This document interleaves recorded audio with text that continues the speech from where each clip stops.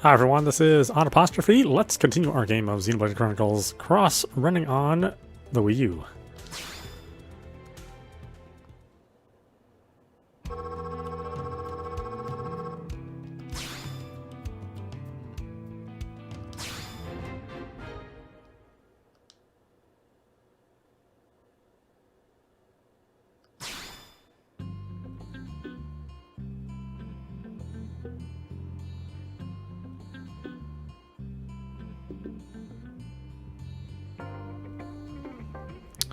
Okay.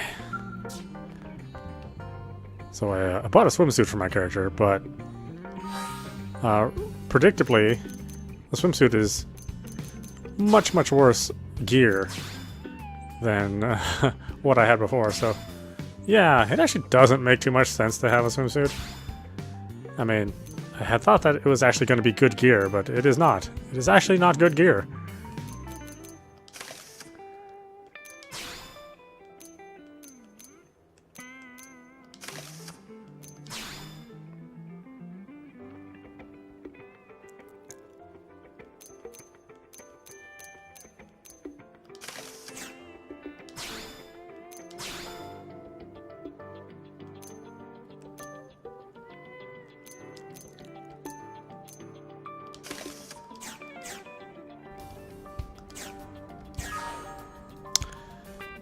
Okay, so we need some quests. Need help with anything? Oh, hey Miyamorai. How are your division missions progressing?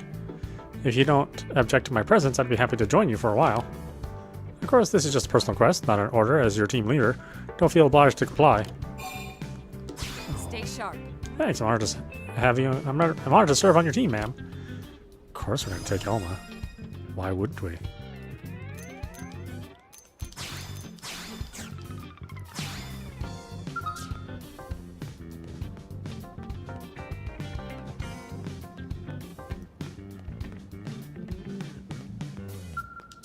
Let's head out. Miyamorai, hey, you're heading out somewhere? Mind if I tag along? I keep hitting dead ends with my Scale Flight module project, and it's making my brain start to hurt. I think a little blade work in the great outdoors would be just the thing to clear my head. So how about it? Okay, let's move out.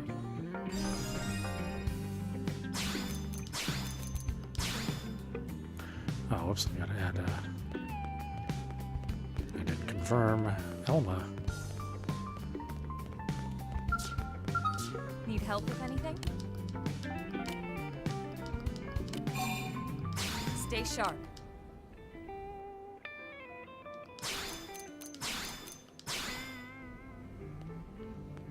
Okay, I don't think we have a fourth party member yet.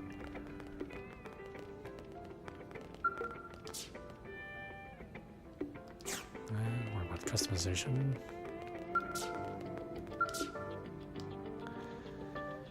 A repair job.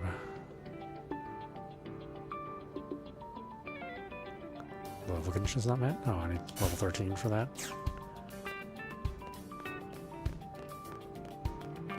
Let's go raise some levels then.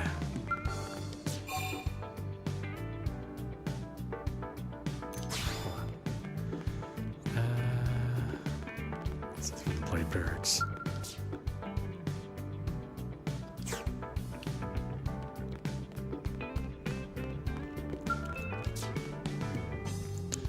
Right. Let's see. Survey 50% of Primordia, complete blade level basics, and blade professional or professional.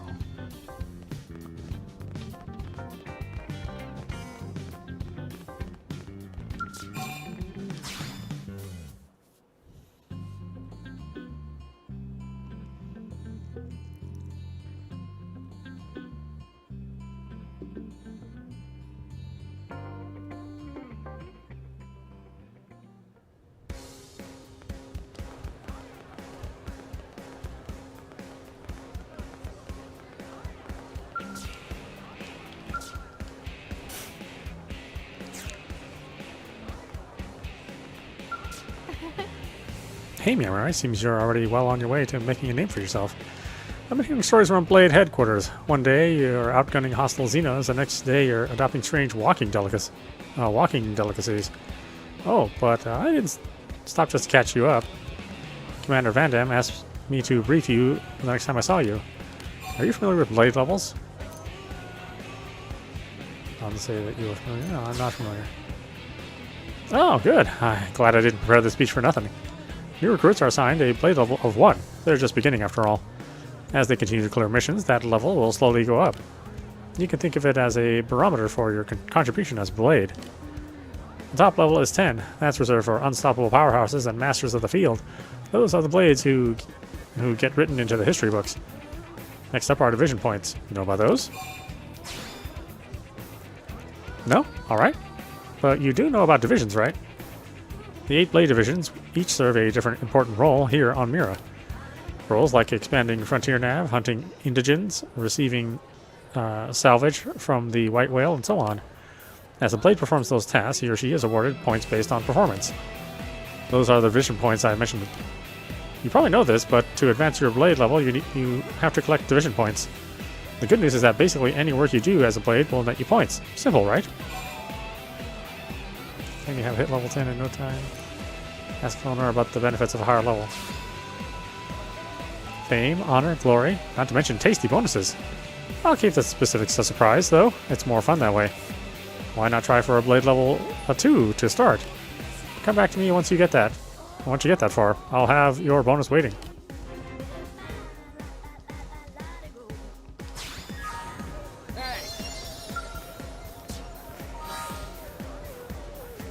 Let's see, I want to give my love a natural pearl, but they are so rare. What this Miriam request? We want to use Miriam to help run the integrated production plant. Please bring us as much as you can.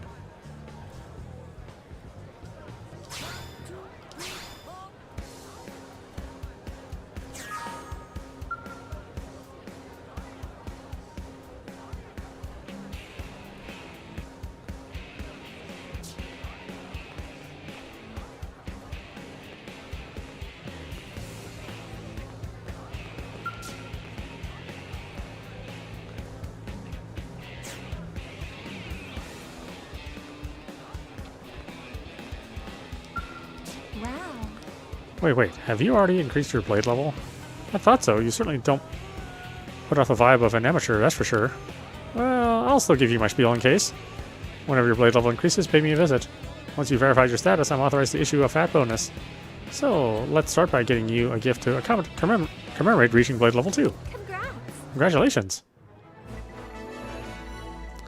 Hollow figure projector added. A new hollow figure projector is now available in Blade Barracks. This can be displayed in the hollow figure gallery. Have you had a look at your bonus? I'll be furnishing you with all sorts of things to deck out and customize your barracks. That's the only place on Mira you can truly call home, after all. And now you can make it just like home by tweaking the designs to your liking. Now, not the sort of thing you expect Van Damme to think of, is it? He doesn't exactly scream an interior decorator. The truth is, a month ago or so, a petition went around, and 100 blades signed on. But I digress. Back to the briefing at hand. There's one additional bonus, probably one you care more about than redecorating your room. I'll be increasing the level of your skills. You have 3 field skills in total: mechanical, biological, and archaeological. But each is still fairly rudimentary at this point, so you're ready to move beyond that. Well, I've got good news. As a part of your bonus, you can choose to improve one of your field skills. You may think it's a little cheap of us to force you to choose one at a time, but believe it or not, it's for your own sake. Forcing too many advanced concepts on a blade at once tends to confuse and overwhelm more than help. Not to mention that if misused, someone could take that expertise, hack the computers in Blade Tower, and endanger all of humanity. That's why the highest tiers of technical skill are reserved for people who have proven themselves trustworthy, those with the high blade levels. Which skill? Alright, enough lecturing, time for the fun part. Which field skill will you be boosting for you today? Mechanical, biological...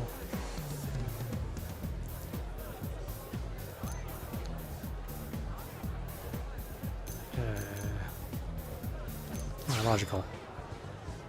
Alright, your biological field skill is officially enhanced. That's it for this round's bonuses, and for the briefing. As of today, you are a proper blade. Now get out there and earn those division points. I'll see you when you hit blade level 3. Keep it up. I'm always here. In the meantime, good luck and have fun.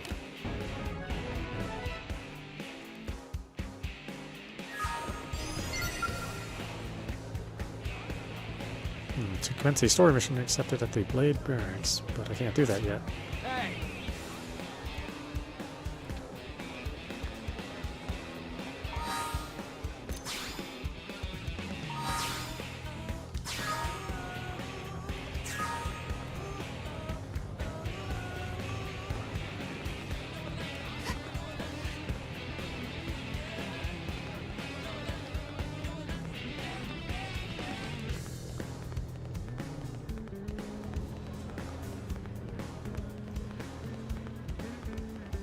Hey, Am I right?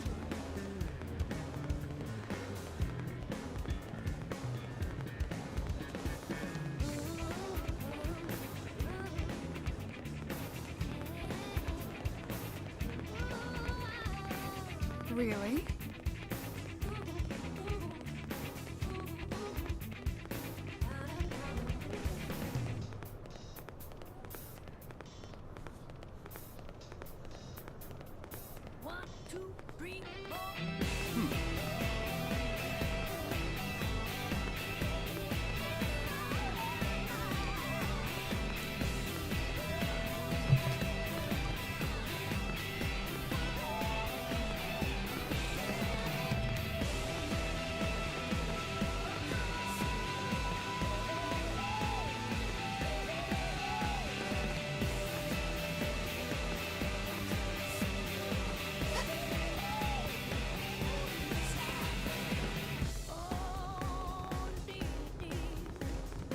Yeah? I see.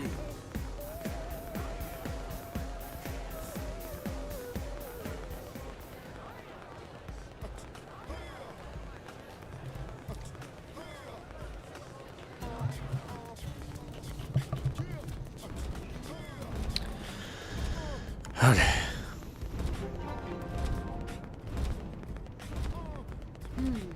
well, hey.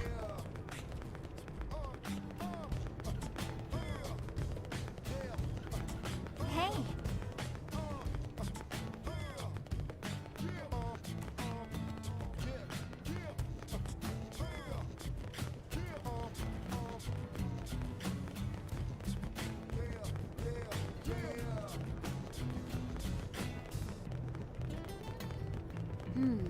Well, Oh!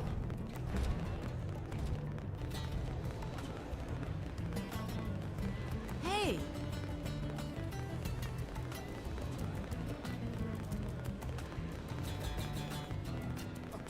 Alright, go to the industrial district. I guess we need transport for that.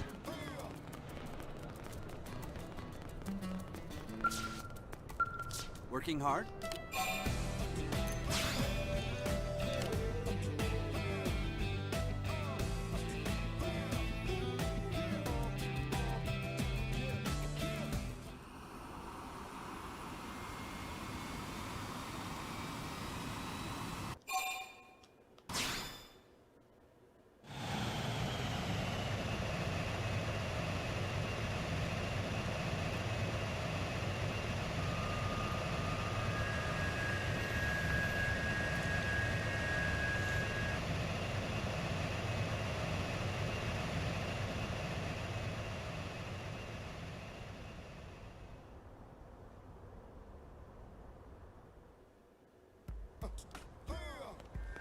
Hey.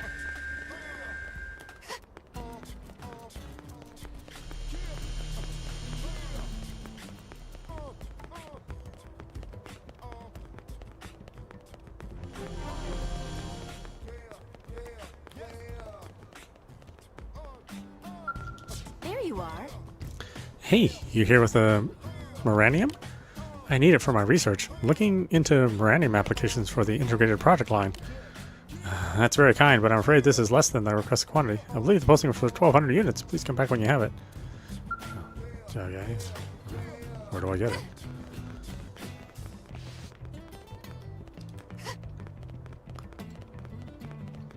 Hey. Forget the map system is not like Xeno 2 or 3.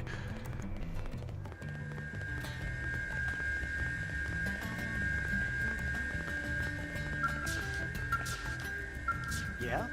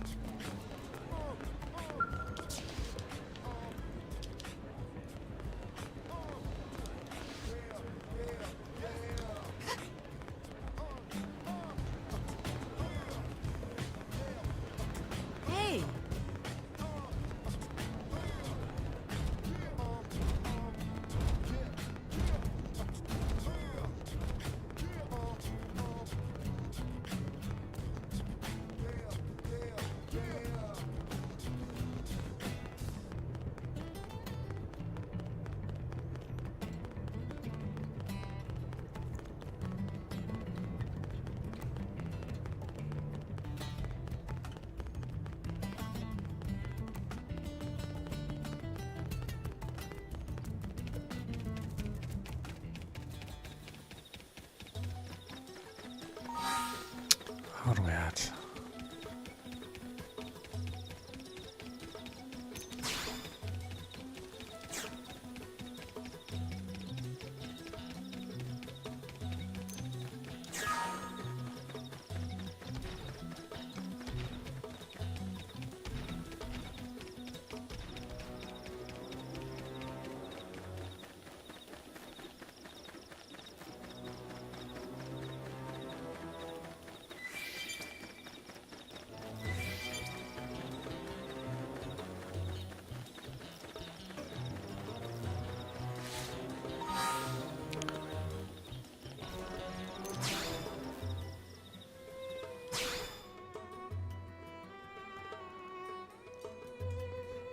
Let's see, we're rank 10, level 10, rank 10.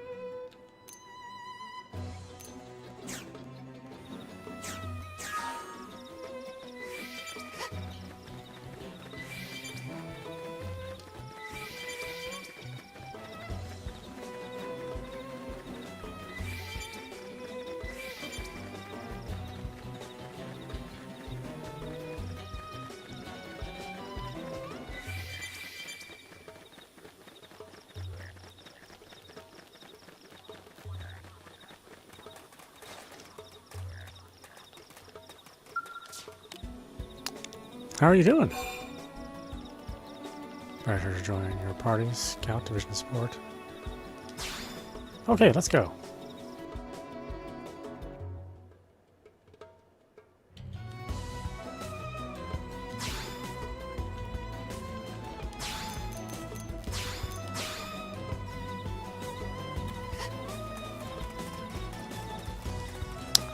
Okay, I'm going to get Miriam.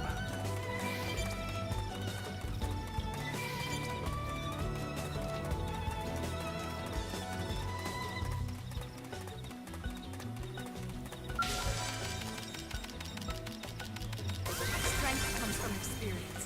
That's true on any front.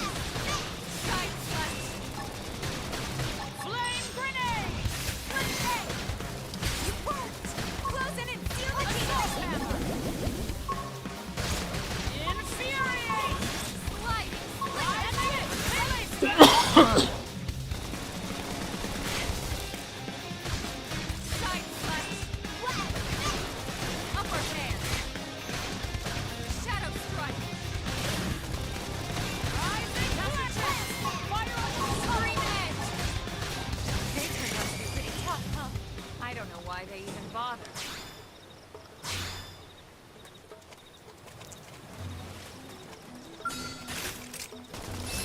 First shot, make 'em count. Slide grenade! Melee attacks. Infuriate! Rising blade! Side slash! Assault! Now! Aim for the toppled enemy! Won't miss this shot!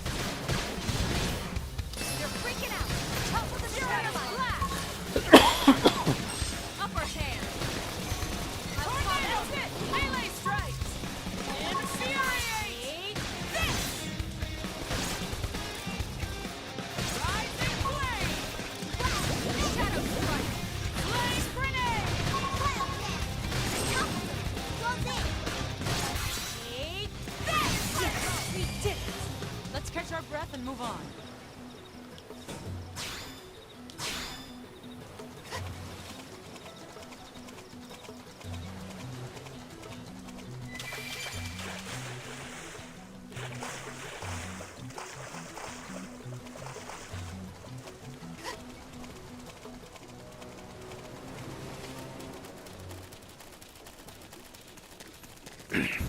You better pick a different mission.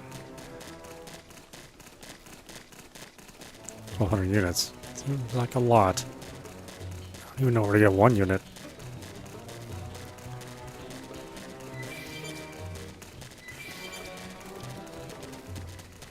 I need to launch some probes too.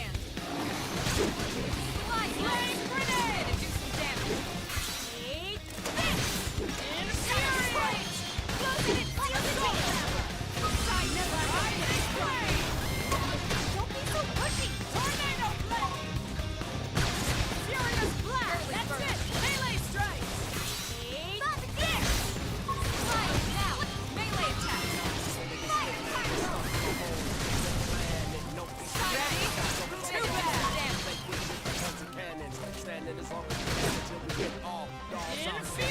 Upper hand! Shadow strike! Defensive stance! Sliding slinger! Rising four! Move in! Tornado blade! Leave this to me. It worked. Close it and seal the deal. Flame grenade! Side dash. Power dive!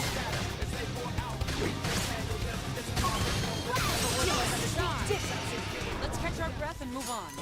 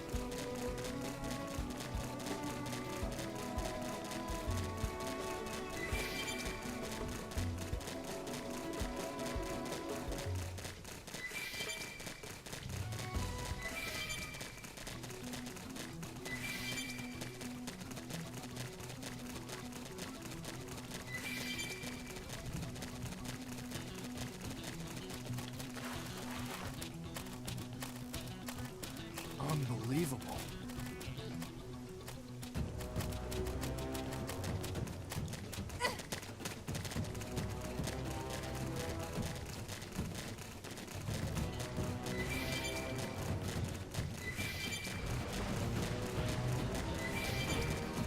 No, oh no. We ain't fighting you, that's for sure.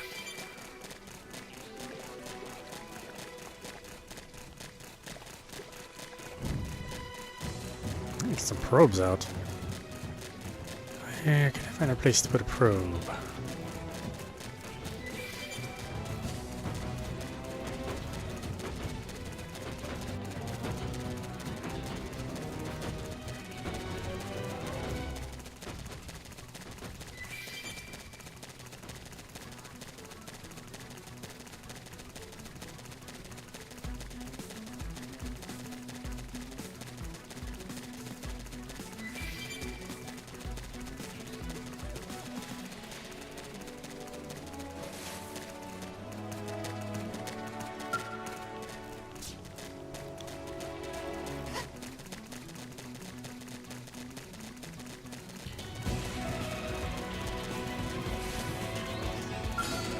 We can do this if we put our minds to it.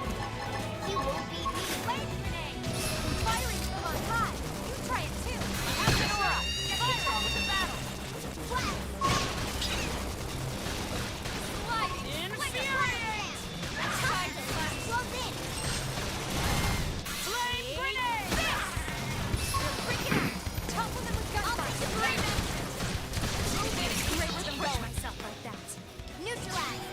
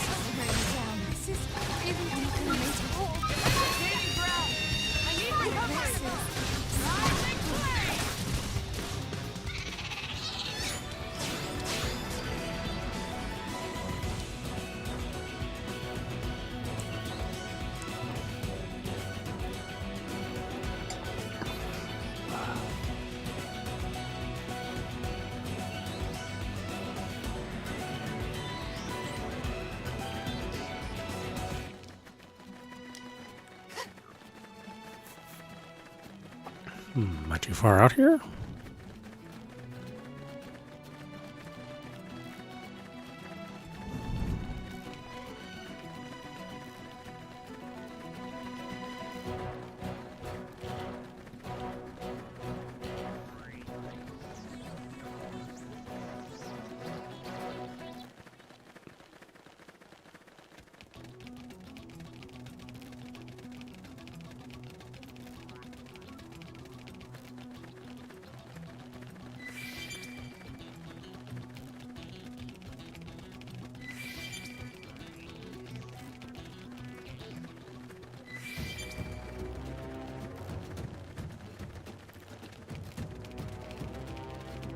just joined us. You have to take it on. Start Ready? Too bad. Infuriate. Move in and keep the rhythm going. I've been saving this one. Right, nice. Move in and do some damage. Ready? Too bad. Flame grenade. Rising flame. Furious blast. That's it. Melee strike.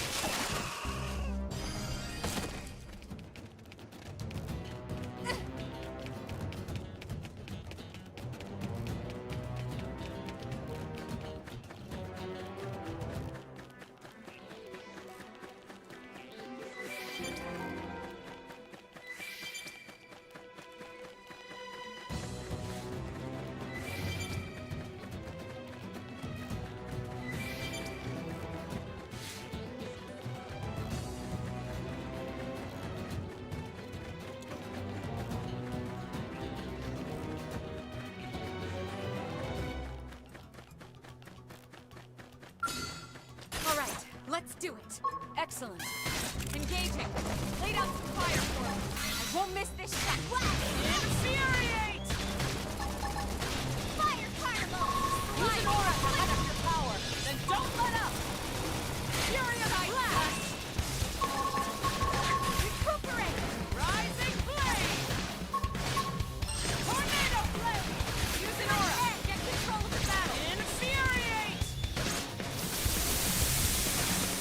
Fire! Flame grenade. Move in and keep the rhythm going. Right!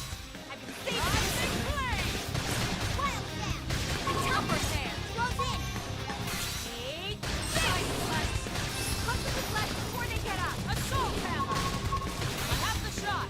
Fire it. Fire carnival! Fire! We got him. Let's move.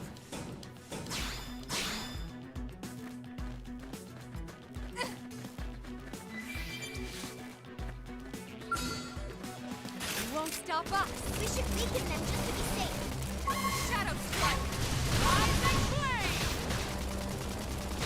Infuriate. Nice. Move in and do some damage. Defensive stance. Screaming. Tornado flame. Appendage destroyed. Move in and strike. Ready? Too bad. Furious blast. Upper hand. Here's how big they are! Salt Hammer! Concentrate the fire! Infuriate.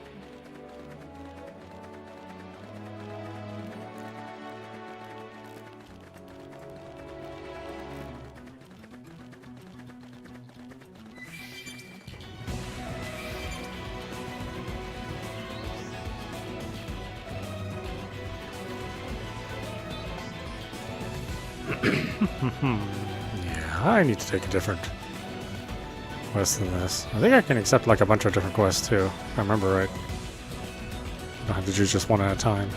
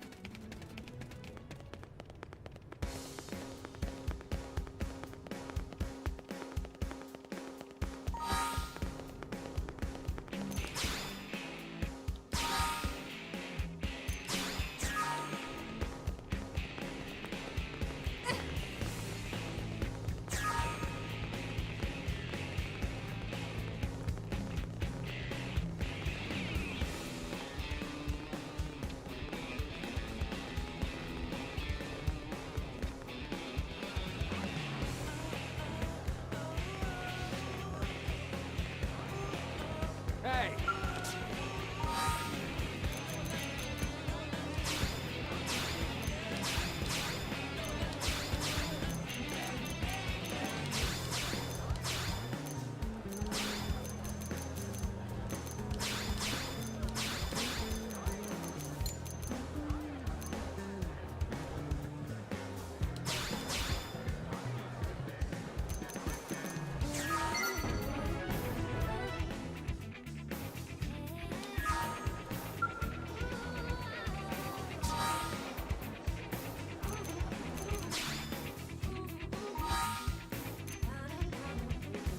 Suit sweep. Brass brass suits are interfering with data probe installation. Go and defeat the troublesome indigents.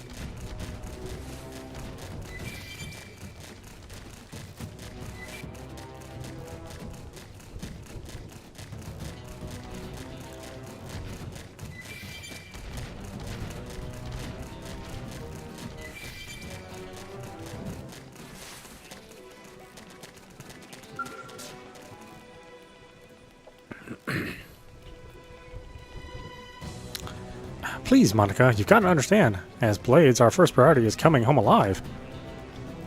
And as the one responsible for this team, I have to take the path with the least amount of risk. So, you want to give up his life to save ours? Pathetic. Look, if you don't want to go, that's fine. I'll find Connor alone. Monica, that's crazy. Will you please listen to me for a second? Huh? What is it? If you're out here, I'm guessing it's because you're a Blade. In that case, let me ask you something. Should an entire team risk their lives to rescue one single member? Or should that team run back to New LA like a pair of sniveling cowards and wait for reinforcements? Rescue. See? You've got guts.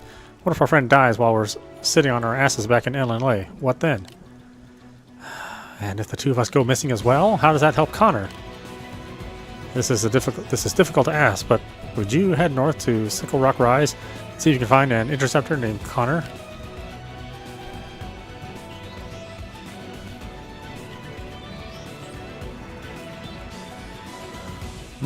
Well, I mean, I wouldn't say nobody bought this game, but it is on the Wii U, so, you know, fewer people bought this game because it was on the Wii U.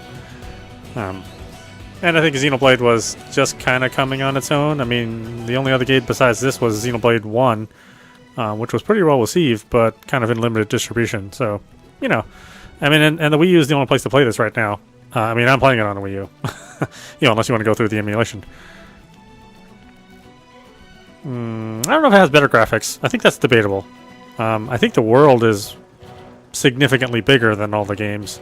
That's for sure, because this game takes like 100 hours just to do the base missions. So, yeah. Yeah, I don't know. I mean, I think this game and 3 have a similar kind of look to them. I mean, this thing only runs at 720p, you know, during its best of times. And you know, you can get a little bit higher out of that than Xeno 3, although again, it kind of fluctuates. I don't know. I mean, if you prefer the art style, I totally understand. It does have a pretty unique look to it.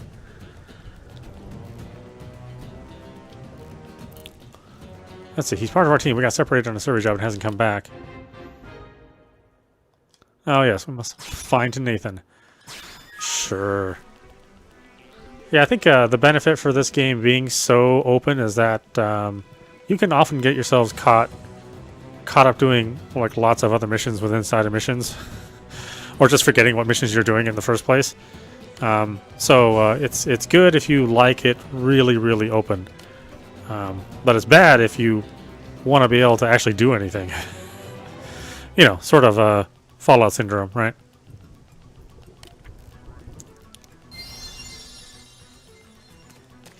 I mean, I like the game quite a bit, but I just never finished it. I mean, that's why I want to go through it again, just to get farther, because I think I got like, I want to say I got like 40 hours in, and I was nowhere near the end of the game. And again, that's not bad, but it does, you know, a whole console generation has gone by, and I still haven't finished this game.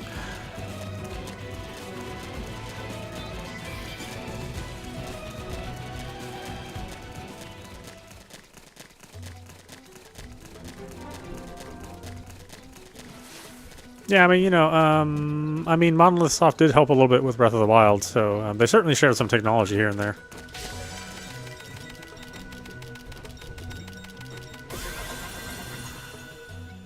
Breath of the Wild is good because it's really open, but it's not too open. I mean, I think most people would see the end of Breath of the Wild, whereas I think a lot of people won't see the end of this game. I mean, it's pretty massive. And here I am getting caught up in one mission, which I mean, I didn't even intend to sign up for it. I just ran into somebody on the field. Some of that happens with Xeno 2 and 3, though, too. But nowhere near as much as it does in Xeno X.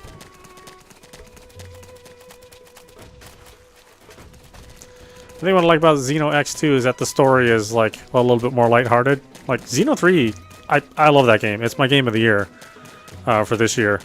But boy, there's like no levity in that game at all. I mean, it was pretty serious all the way through. And this game is you know, it has its pretty wacky moments. Maybe some people don't like that, but I think it's great.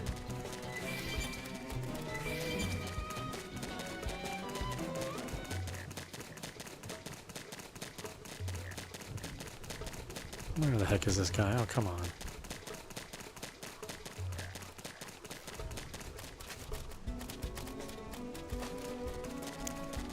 I mean, you know, I love Ricky, but Tatsu's hilarious.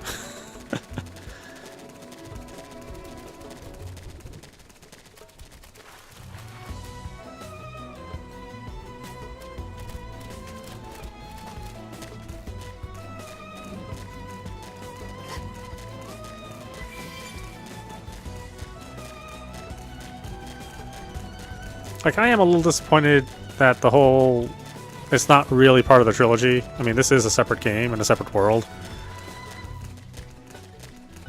It's just, I think it would have been nice to see it in Xeno 3. But yeah, not much to see in Xeno 3 for its, you know, cross-pollinating this world. I forget where this guy is. Where the hell is this guy?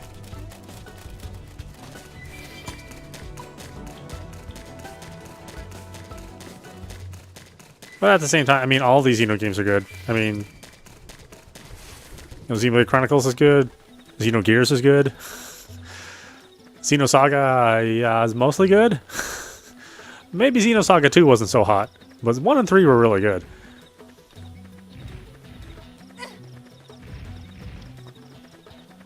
Yeah, I mean, Monolith Soft, they're certainly some of the most talented developers in the world. I am glad that they're finally getting the kind of sales that they really deserved, because the Switch has been such a hot commodity. And really, if it wasn't for the Switch, you know, I mean, they'd still be in, you know, making obscure games. And, you know, I'd love to see like another bot Kaidos too, but probably that's not going to happen.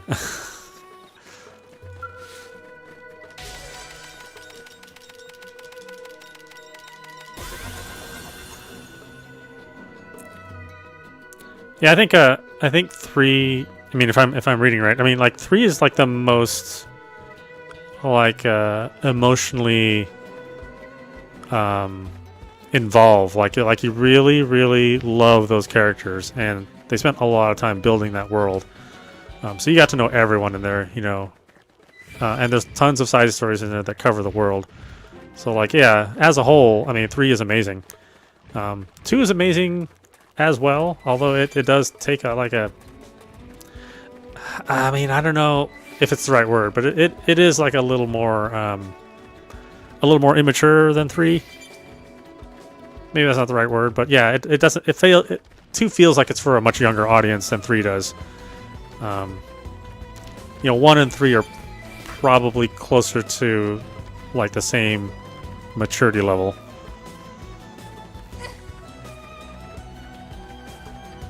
And again, that's not a bad thing, but I think if you look back at 2, you know, as a whole, even though it was a ton of fun and Torna was fun too, like I'm still thinking about 3, and maybe that's just because we just played it, but you know, still, I think that's one of those games which I'll think about for a long time.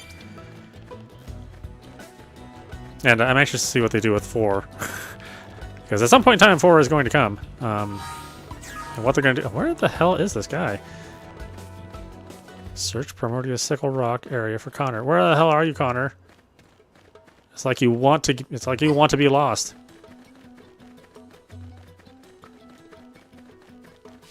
But either way, you know, if you're playing any of those Xeno games, you're a winner.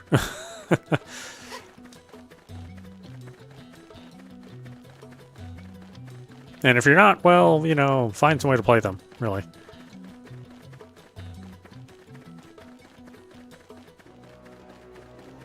I don't think he's higher up, is he? What the heck? I don't remember this.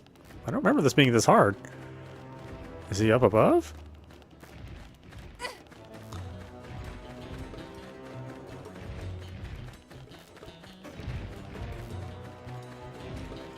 Yeah, I do love this world just for like the sheer variety. I mean, I get like 3 looks the way it does because it's like it's the ruined world. It's like after they've completely destroyed everything. You know, it's not going to look as vibrant as Xeno 1 for obvious reasons, or Xeno 2. That was a real honor. Take care. Yeah, see you later. I don't even know who you are. There's one random scout you find.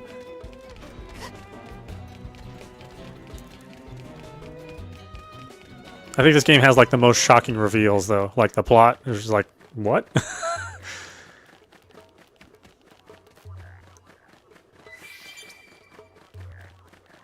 Oh, you are up here. Oh my god, you suck.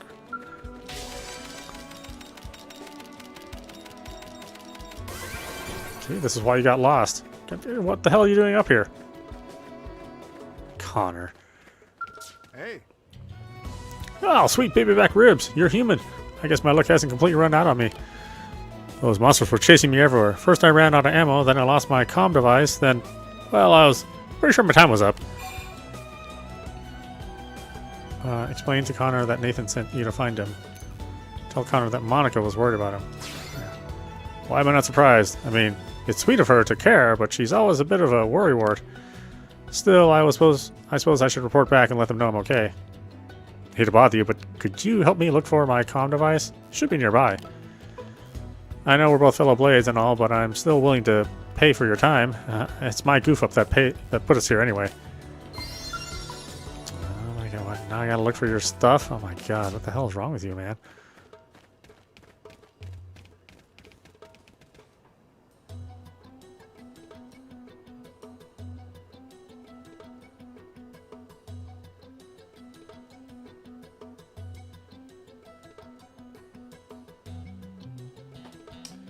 Oh, I mean, Breath of the Wild will never be canceled. I mean, Nintendo has a lot invested in Breath of the Wild. All the auxiliary games sold too. All those Warriors games, they sold pretty well.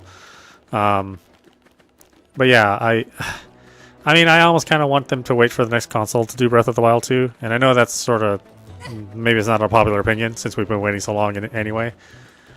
But I really want to see that game be like a good technical showcase, and I think it's gonna struggle a little bit on the Switch. I mean, it doesn't matter. I'm gonna play it. I'm gonna play it regardless. I mean, whether or not it runs on this system or not. But I wouldn't necessarily be surprised if they said, it's going to be delayed until the next system hits, and I really wouldn't be mad at them either.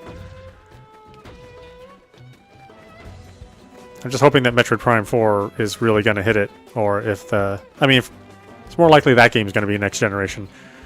Because they only just restarted it, 2 years ago, I think, after developing it for like the past 3 years before that. Wait a long time for that game.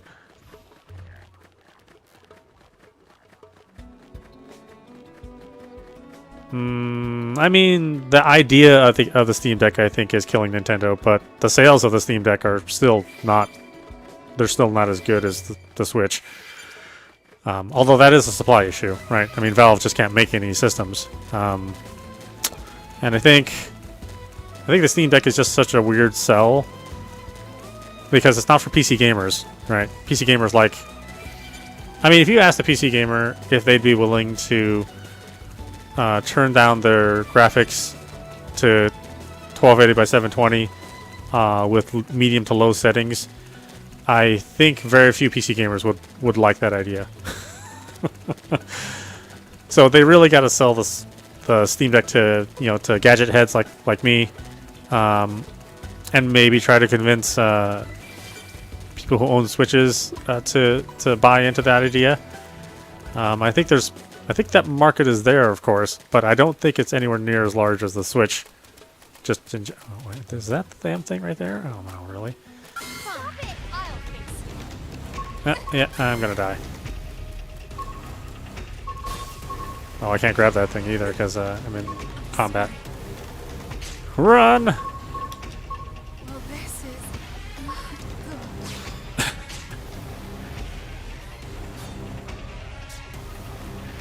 Yeah, I mean...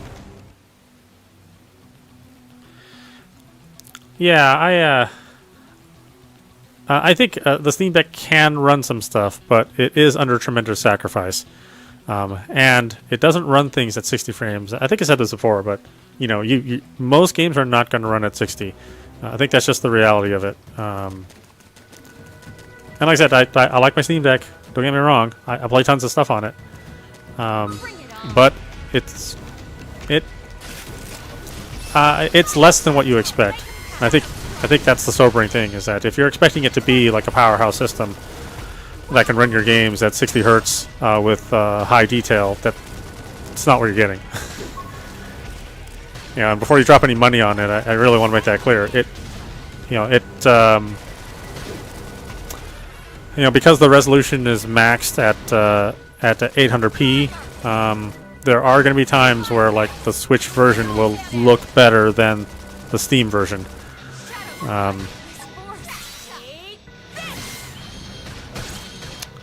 And as long as you're okay with that, as long as you're okay with the kind of jaggy look, if you want to run it onto on a TV like I run my Switch, then cool. If you keep it as a portable, and you don't consider running it at all, oh shit! Really? No. What are you doing here? Oh no.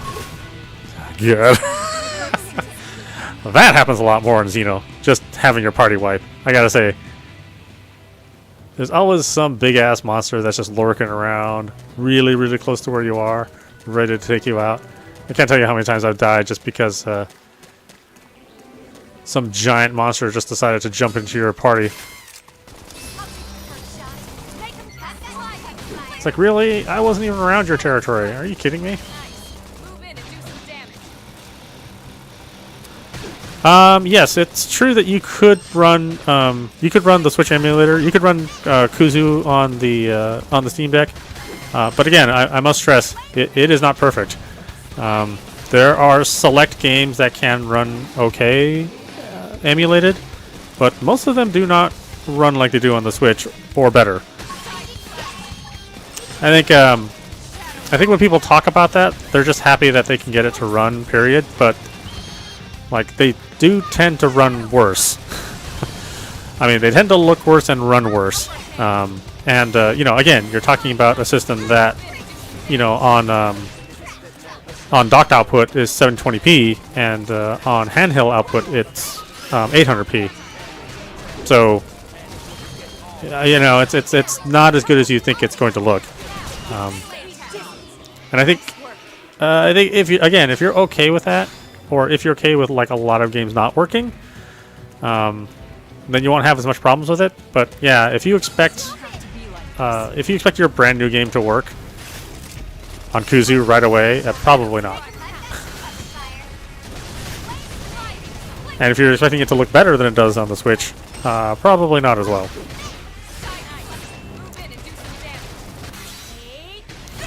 Now, if you want to develop Kuzu or Yuzu, sorry, and you just want to play around with the emulator, or you just want to run some games on it, again, it's possible, but don't expect much. I mean, the compatibility level on Yuzu and the Steam Deck is not really that high. I mean, there's what we call like playable, which could mean anywhere from 24, or well, more like from anywhere from 18 frames to 60 frames, right? So that's still considered playable. Like, you could play the game. It runs, and it comes up, and you generally can play through a lot of the game. But you will run into situations where playable really just means 18 frames a second, with its share of graphical glitches and crashes. Still considered playable, right? But certainly not ideal. Yeah, I mean, I've tried to run it myself, and, I just end up just running the games on my Switch. And really, it's a matter of the resolution. I mean, things just don't look as good as they do on the native system. Now, I expect a lot more out of the Steam Deck too. I mean, they've already planned, the next Steam Deck. So I would guess that would be a good candidate for really tackling the portable market.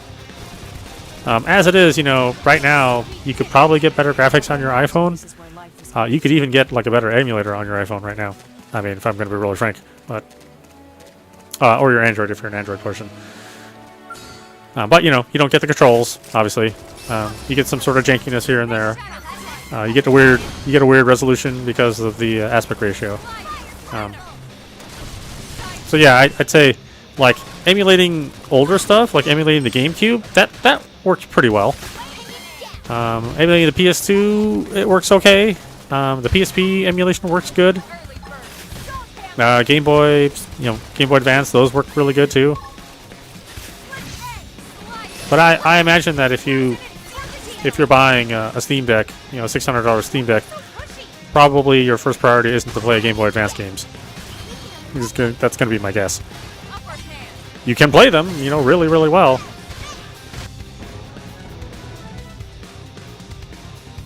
Oh, this is like a mission I'm not even working on. That's hilarious.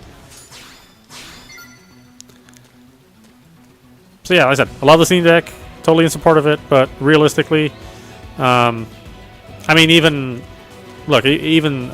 Soul Hackers 2, which just came out. I mean, I've been trying to play that on the Steam Deck for a while now, but it needs to be patched because it's not able to load cloud saves. So the only way to play Soul Hackers 2 right now, like brand new game, is to erase your game save and never turn it off. Like, that's the only way you can play Soul Hackers 2 right now.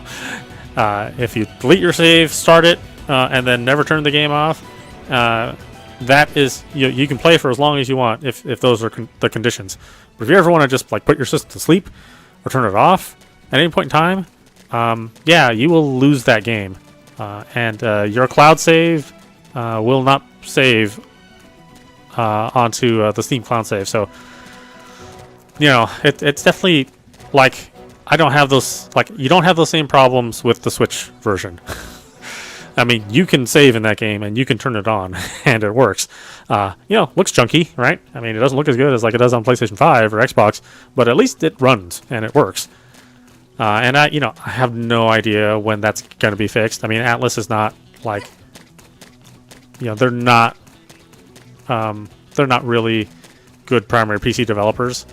So I don't know if that's ever going to be fixed. It may be the case that Soul Hackers will never run on that, and these aren't the kind of problems that you get from an Xbox or a Nintendo or a Sony, right? I mean, those are just things that just don't happen. But yeah, on the on the Steam Deck, sometimes things don't work out. I mean, thankfully I have a PC, so I can still play it. But if I only had the Steam Deck and I was looking forward to that game, and I would have no way to play it and no guarantees when it'll ever be fixed. So I said, it just bear in mind, the Steam Deck is a Linux PC, and it's just gonna have some problems. It's problems that people don't talk about, which I feel is a little dishonest. They may mention something generic like, oh, sometimes your games won't work, but I don't think there's like enough talk about how much stuff doesn't work, or when stuff doesn't work, the kind of trouble that you have to go through to get it to work. I mean, the good thing is that you can pretty much crack open the Steam Deck and the OS, and you can mess around with it as much as you want to get things to work. But that isn't something I really expect people to have to do. Like, I don't expect you to have to, futz around with the operating system or download new kernels. That's not a reasonable thing to ask somebody who, bought an expensive game system.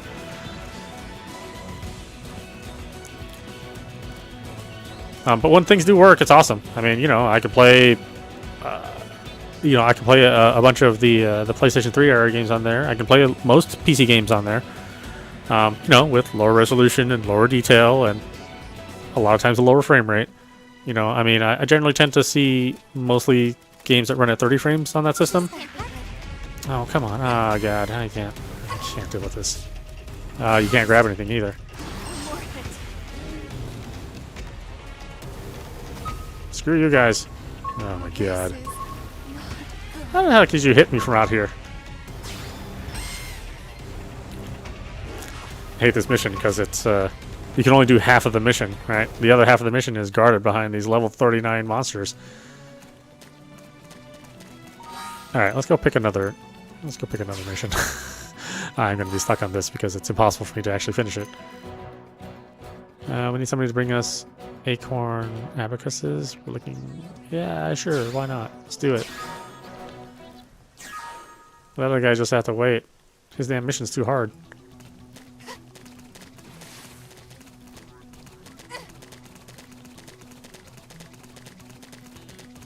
Yeah.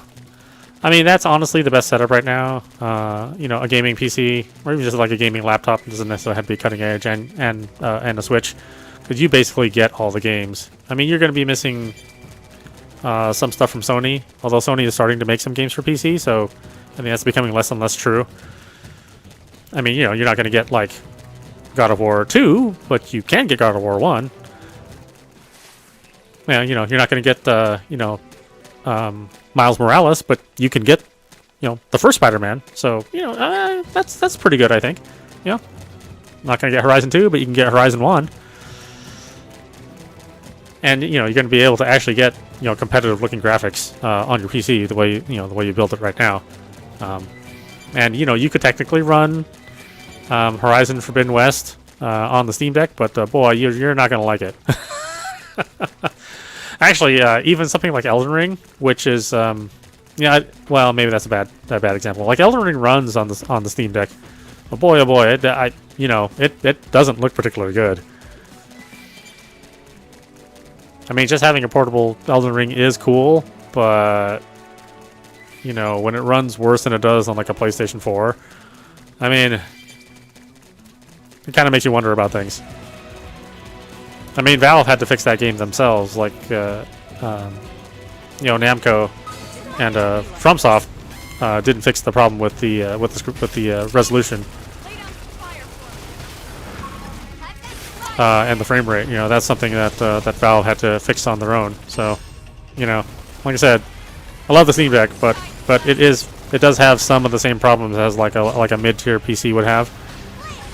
I owe you one. I just like I don't hear that enough. I don't hear the criticism enough, and it's maybe just because of the games that I play. Side slash. Shadow strike. But I don't know. Reinforcements. Watch out. Just, you know, your mileage may vary on the Steam Deck. Steam Deck 2, though, I mean, I think that's going to be killer. I think that's when Nintendo would really have to worry. But this Steam Deck, you know, maybe. I mean, probably not, though. I mean, what, Switch is about to hit like 110 million units?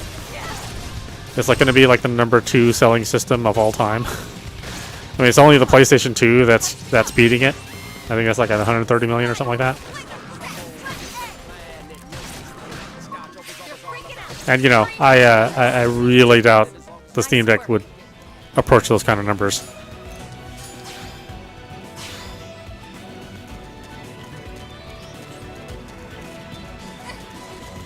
But that's just the reality of the market, you know. I mean, Valve's a really good company, and I think they tried their hardest, especially in these sort of times where it's hard to get parts. And it's good for what it is, but yeah, is it really a competitor to Nintendo, Sony, or Microsoft? I mean, no, not really.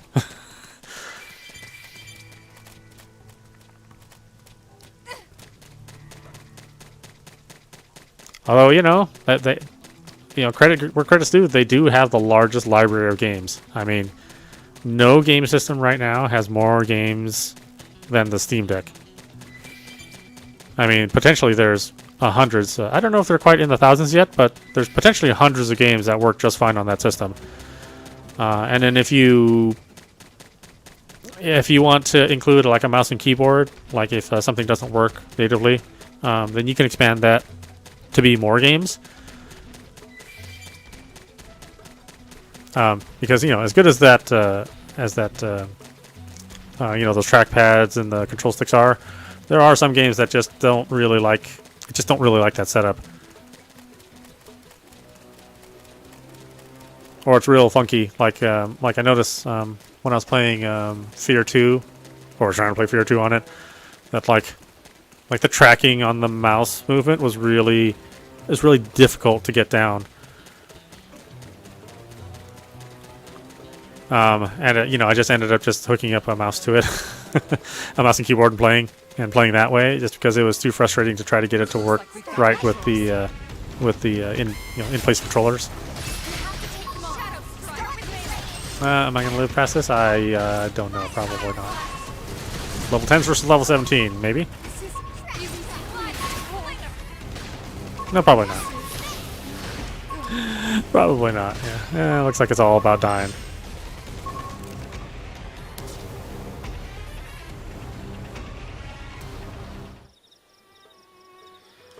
Yeah, I have seen a lot. Well, I think the problem with those consoles is that they're too expensive, right? I mean, the Steam Deck is very competitive for what it is, and all the competitors to the Steam Deck, I mean, you know, they're a couple $100 more. You know, even the ones made you know, out of China, which is a fair number of them. I mean, you'd think that they could bring down the cost of them, but oh no. I think just running Windows Lite in general is sort of tricky.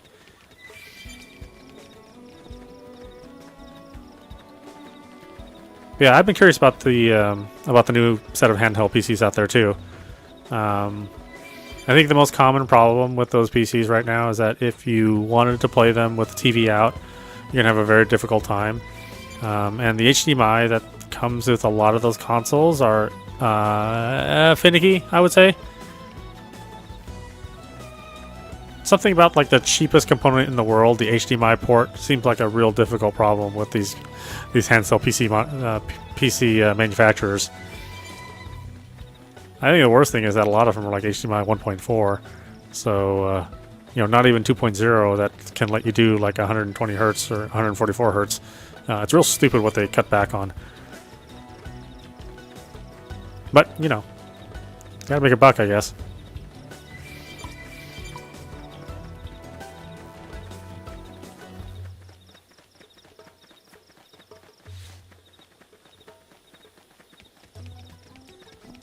I'm totally lost. Where the hell am I going? Gather 3 acorn abacuses in Primordia? Yeah, where? How about a place? Can you give me a direction? Oh my god, I forgot how difficult this game is sometimes.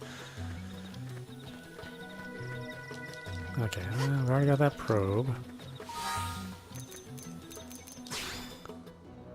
Oh, that's right, I forget that. There's the map on the control pad. Oh my gosh.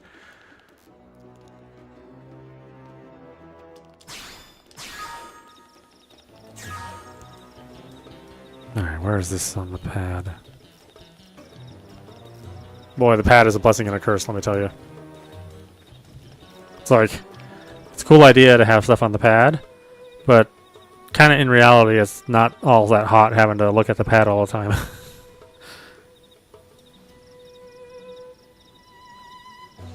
Actually reminds me, I need to buy a replacement pad.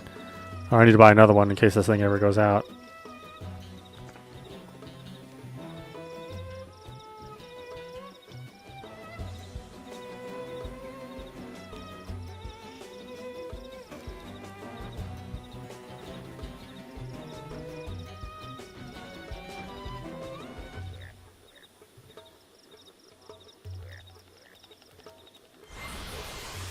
Yeah, let's get out of here.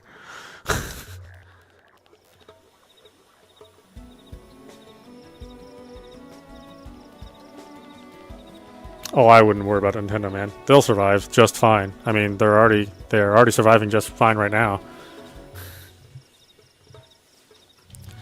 I mean, they'll come up with another system. There's no doubt about it. It just depends on the timing.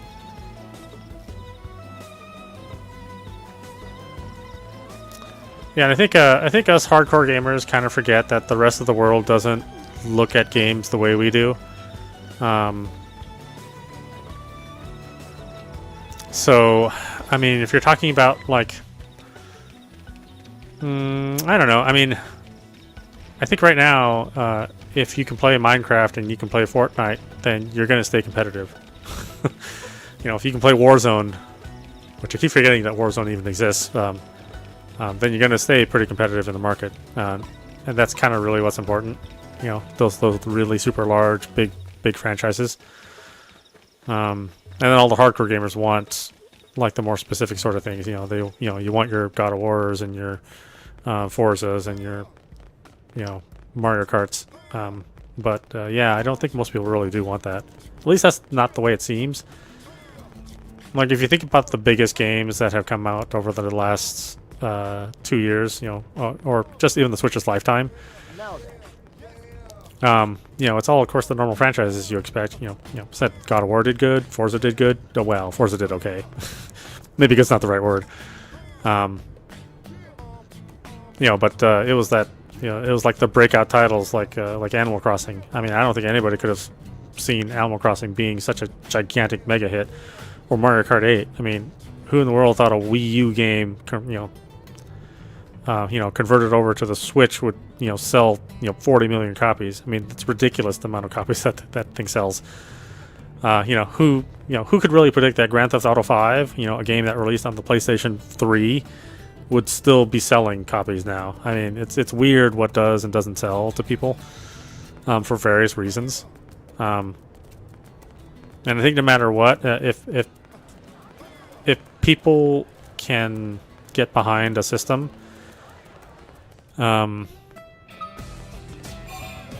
if there's enough like hype over a specific kind of game, then it's gonna. I think it's gonna do just fine. So yeah, no, Nintendo's in no danger of going out. I mean, if anything, it's weird that a tiny little company like Nintendo can take on gigantic mega corporations like Sony and Microsoft. I mean, there's no reason why Nintendo should even exist right now if you want to think about the bigger picture. But I mean, if you think about like the billions of dollars that go through that Microsoft and Sony, and Sony's like heavily diversified, right? There's TVs and phones and all sorts of electronics that Sony makes, and Microsoft makes a ton off of Office and Azure. So as far as like in terms of like raw dollars, both of those companies should have bought out Nintendo a long time ago, but they really can't, right? They're not capable of really keeping. They're not really capable of really stealing Nintendo's thunder, and they've been trying for years, right? I mean, everybody thought that Nintendo was gone and done with when I remember when the 3DS came out, right? I mean, the 3DS was like such a big deal compared to the Game Boy Advance. Like the Game Boy Advance was, a runaway success, outselling even the original Game Boy. And then the 3DS kind of comes along and it's just like, what is this stupid system? It has like 2 screens. All these games are like look like N64 games. There's no way this thing is gonna make it. And lo and behold, it was still selling, as many units as like an Xbox 360. And why? I mean, even to this day, I don't know why the 3DS sold. I mean, I like it. Don't get me wrong, but yeah, I mean, it was like one of the systems that I played just because it had some exclusive games on it. It's not because I like the system. The Switch I really, really like a lot. I mean, I think it's a great idea. What the heck is this mission? Oh my god. Wow, I forget that these missions are just not helpful. I gotta say, after playing Xeno 2 and Xeno 3, but Xeno X, it's like a great game, but boy, it does not help you at all. It's like, where's your objective? Yeah, I don't know. How do you collect, where are these items that you need to collect? Yeah, go figure it out yourself. Like, really? This world is this big and you're not gonna give me any hint at all? And nope, just go out and, whatever. Go out and figure it out.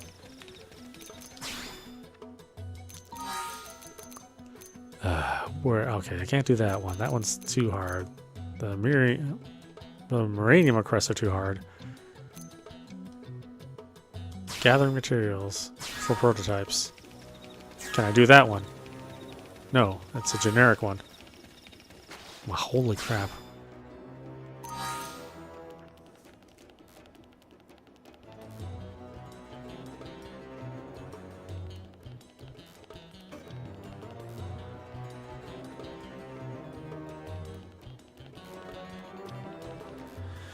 Yeah, I mean, a lot of people were worried that when they bought Bethesda and now that they're buying Activision, that would cause a lot of problems in the market.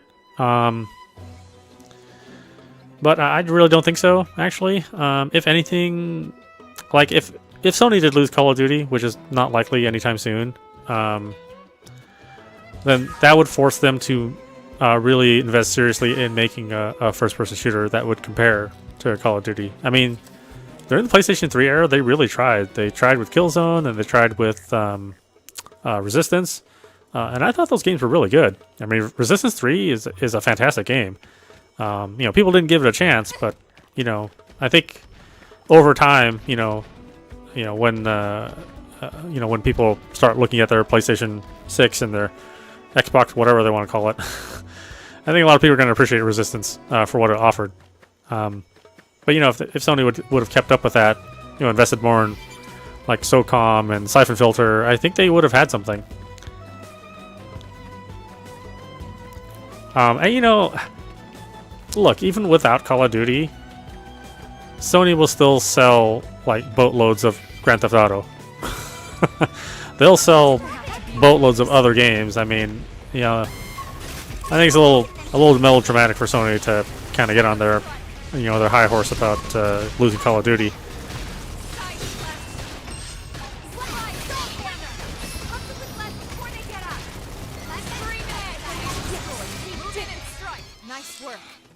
But you never know. I don't know. I guess we'll see. I mean, it's just like with Minecraft. Like, there's no reason Minecraft should be on Sony systems and Nintendo systems, but it makes a ton of money. It takes a ton of money for Microsoft. It makes more money having Minecraft on PlayStation 4 and Switch than it would be to have it just on Xbox, right? I mean, think about that. It's like they put not that much work into it, into these other versions, and they make, you know, billions more. So it really doesn't make sense for Microsoft to say, I'm not going to make a version of the new version of Warzones for Sony because I want them to buy more Xboxes. It's like, you know, people aren't going to really do that.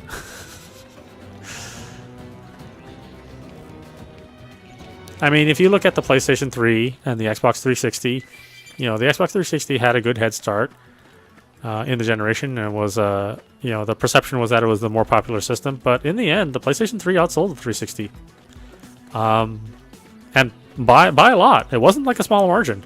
So, you know, no matter what, it doesn't really benefit Microsoft not to sell it on there. And I think they know that. I think they know if they want to just get the most out of their dollar, you know, they're gonna put Diablo 4 on the Sony system. They're just going to do that. It would be stupid for them to take a series which makes so much money and then restrict it to the Xbox, which, you know, is not. Well, I wouldn't say they're not selling as much. They both have supply issues. I mean, it's kind of hard to say. Like, I don't know what the world would be like if there were plenty of Xbox Series X and PlayStation 5s on the store shelves. Would people buy the PlayStation over? Oh no, it's a Tyrant. Oh well, what the hell? You know, as soon as you hear that soundtrack, you're like, uh-oh, I really shouldn't have fought this thing. It's like my favorite song in the whole game, but it also is the thing that you dread hearing the most.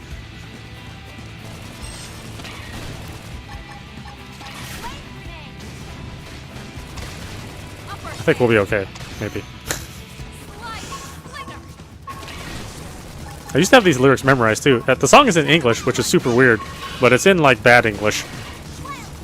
I mean, bad English in the fact that it doesn't rhyme, and they're just like saying the lyrics to the beat, but in like a really awkward way. But it's like performed so well, you kind of don't care that it sounds so weird.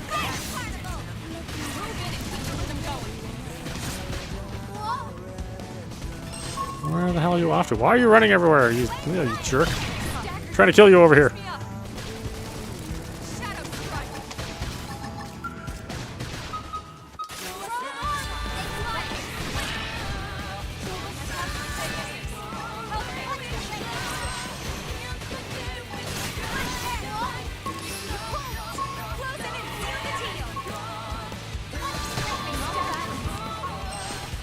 I forgot these were a pair too. Oh god.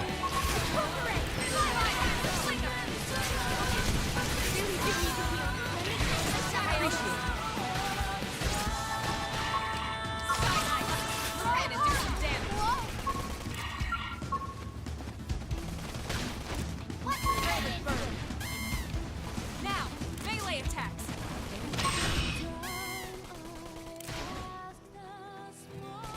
That's move in and keep them going. Are we gonna beat this thing? I don't know. It's gonna be close. Pump them with left before they get up. Primer.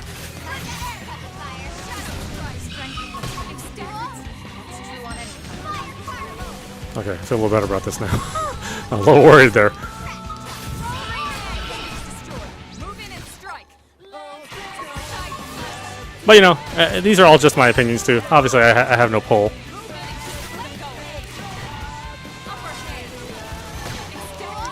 People do act weird about their game systems, though. I gotta say.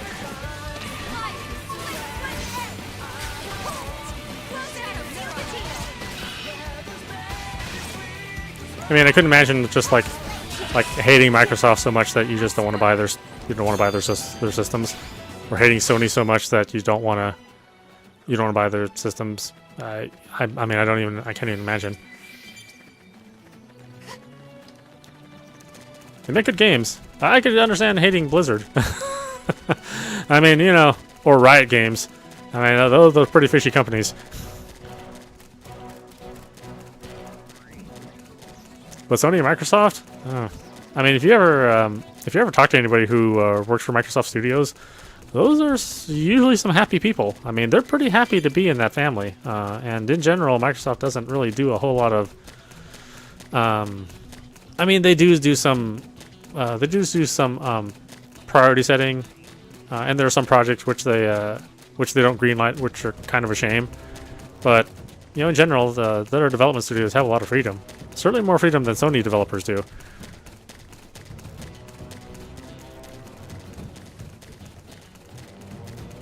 I mean, Sony's pretty cutthroat in how they develop their games and what they spend money on. Microsoft is like a little bit less so. And Nintendo, they're just like super weird. Who knows really what goes on in Nintendo's head when they decide to publish. I know at least Monolith Soft, they're given a lot of leeway on what to do. And you know, for all the partnerships that they have with Platinum, I mean, they've given a wide berth there. You know, just Nintendo has to handle marketing, so, you know, something like Bayonetta, you know, we don't get to see it until Nintendo says we get to see it, so. But outside of that, you know, they're not telling Platinum, you know, to censor Bayonetta. Whereas Sony has told their developers to censor their games. Microsoft as well. It kind of lets you know who's who, really, when it comes down to, you know, artistic freedom. It's not Sony and Microsoft that allow that kind of freedom. It actually is Nintendo in this case. You know, the opposite of what they used to be in the 90s.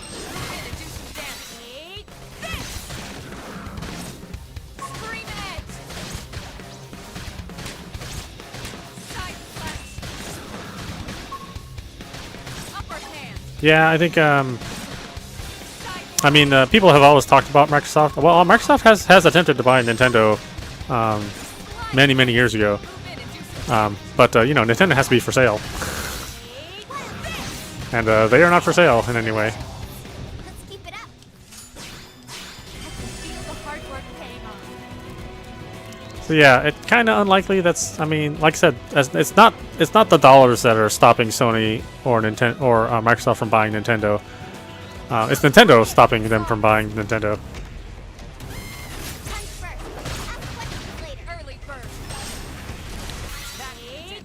You know, all partnerships with Nintendo, as far as Microsoft has been concerned, it's been one way. I mean, it's not like Nintendo has been making anything for Microsoft or given anything to Microsoft. So, you know, Minecraft being on the Switch, Microsoft got really nothing out of that other than, you know, the millions of dollars that they make out of it. But not like Nintendo gave them the ability to, you know, use Mario, right?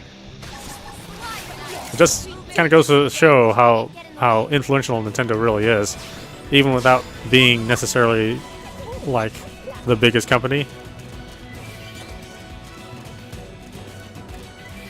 Yeah, it's much easier to sell an unsuccessful company. Like, you know, Square Enix gave up Crystal Dynamics, you know, in a heartbeat. You know, and we don't even consider them like bad companies. You know, I mean, I think most of us liked the Tomb Raider games. You know, most of us liked the Deus Ex games, but yeah, Square Enix was like, nope, you can have those guys.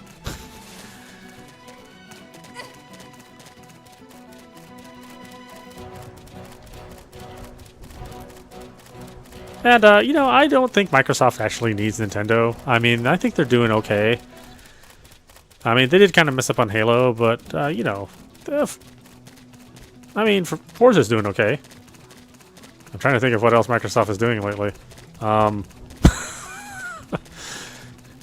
They're selling lots of subscriptions to Game Pass.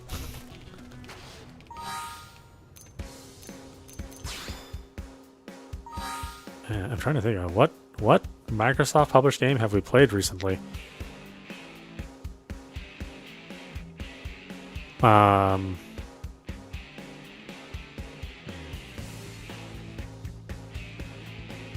Oh, that 2D platformer. What the heck was the name? I think we played that one recently. Yeah, that was it. Although I am a weird gamer, I don't really play like the big titles, so that probably didn't help.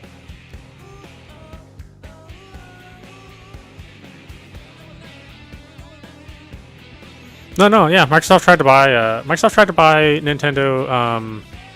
I want to say it was in the early 2000s. Might have been the late 90s, but yeah, they did initially approach. I think they originally approached Nintendo about purchasing Nintendo or Microsoft purchasing Nintendo, because you got to remember in Microsoft's eyes, like Nintendo is a tiny company. I mean, they don't have anywhere near the assets.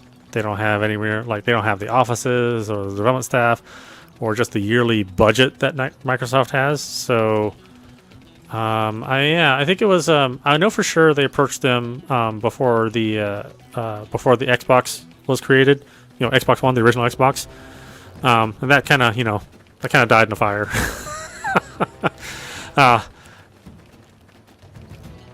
And there aren't enough open shares of Nintendo for Microsoft or Sony to buy enough to have a controlling or a majority factor.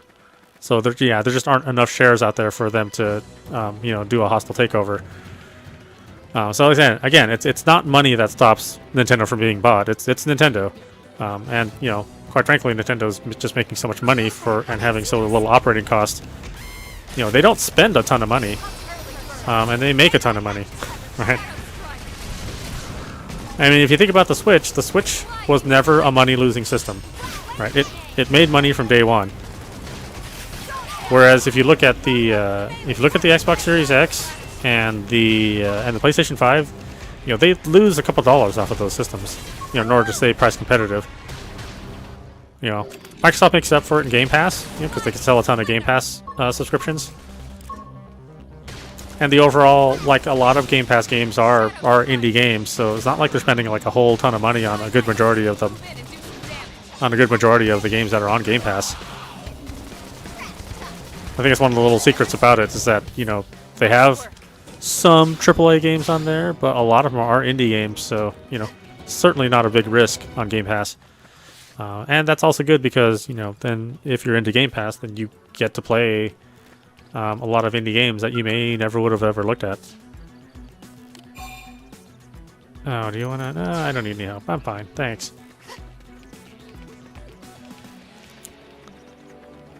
Maybe I need to do some probes. What the hell am I doing here?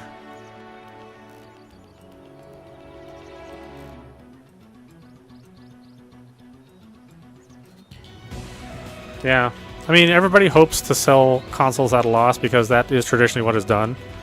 And like in Steam's case, like Valve can afford to lose a little money on their hardware. I mean, because they just make a ton of money in the PC market. I mean, nobody else compares to them. Epic is trying to do that, in having the the lower licensing costs, which is why you see a lot of games that are kind of launching exclusively, at least for a limited time, on the Epic Store. The developers get a bigger cut, and Epic takes a smaller cut. But it's so hard to compete with Valve. I mean, they give away games every month for free on the Epic Game Store, and I still don't launch that system. What did I buy on Epic Store? I think I bought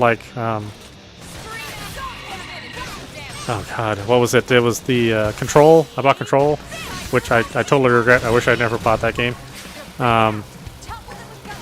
And I think I bought Metro 2033. Other than that, I don't even. I mean, even if it's cheaper on the Epic Game Store, I don't even bother. I mean, that's how much Steam has over the competition. Even when the competition gives away good games for free, it's I don't want to go launch that stupid thing. I don't want to sign up for that. Oh, I had to sign up for I had to sign up for the Epic Game Store because I wanted to share my game save in Fall Guys. Like, that's the last time I looked at the Epic Game Store, which is super sad. It doesn't help that that launcher is kind of funky. I mean, it definitely is a worse launcher than the Steam interface. I mean, it even looks like a bad HTML. Yeah, it really does.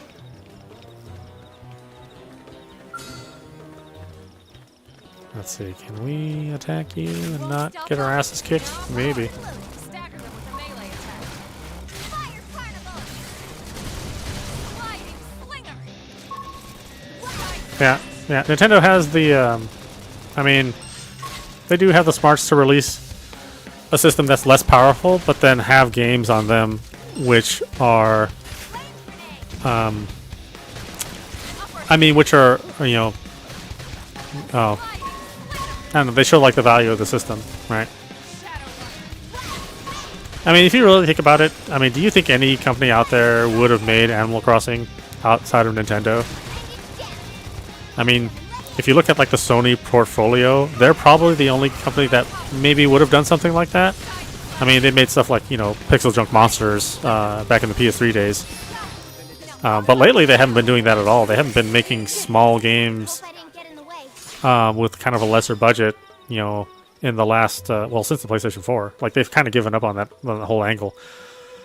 And then if you look at Microsoft published games, I mean, their version of a small game is still millions of dollars.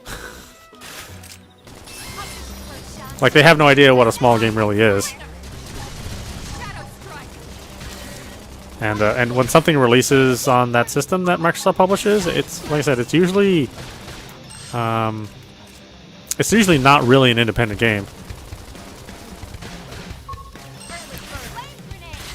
I mean, I kind of consider like Sea of Thieves like their most indie game, just because it's so weird. It's like a weird game to have on their portfolio, but that's still like millions of dollars every year that they pour into that thing.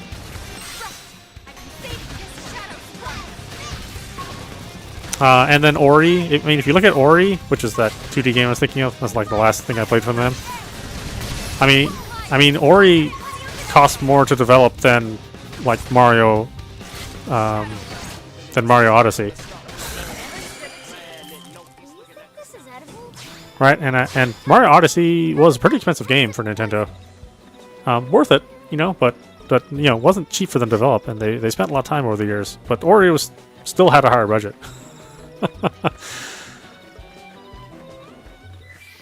And like you can't have something that just looks a kind of crappy for Microsoft Studios, you know, and Sony now. It seems like they have a priority now to have everything look as good as it can, right? So and you look at Nintendo, when they release something, they can release something which kind of looks like garbage, you know, and they're still okay with it. I mean, you know, I love Mario Golf, but the game kind of looks like garbage.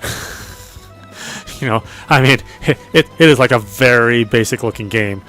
Even though it's a ton of fun to play, I mean, if you gave that to Microsoft or Sony, you'd get laughed out of the room. You're like, what are you doing? Give me this garbage piece of game. You know? I mean, I could run this on my iPhone, you know, on my iPhone 5. Yeah, get out of here. But, you know, Nintendo will take that same, you know, kind of garbage looking game and then just add some features to it and, you know, put in some colorful graphics, make it run at 60 frames, and then, you know, it's really good. So, yeah, even the guy who made those Abe's Odyssey games, I forget his name. I mean, he's talked about it a lot, where Sony has basically, you know, given him the cold shoulder.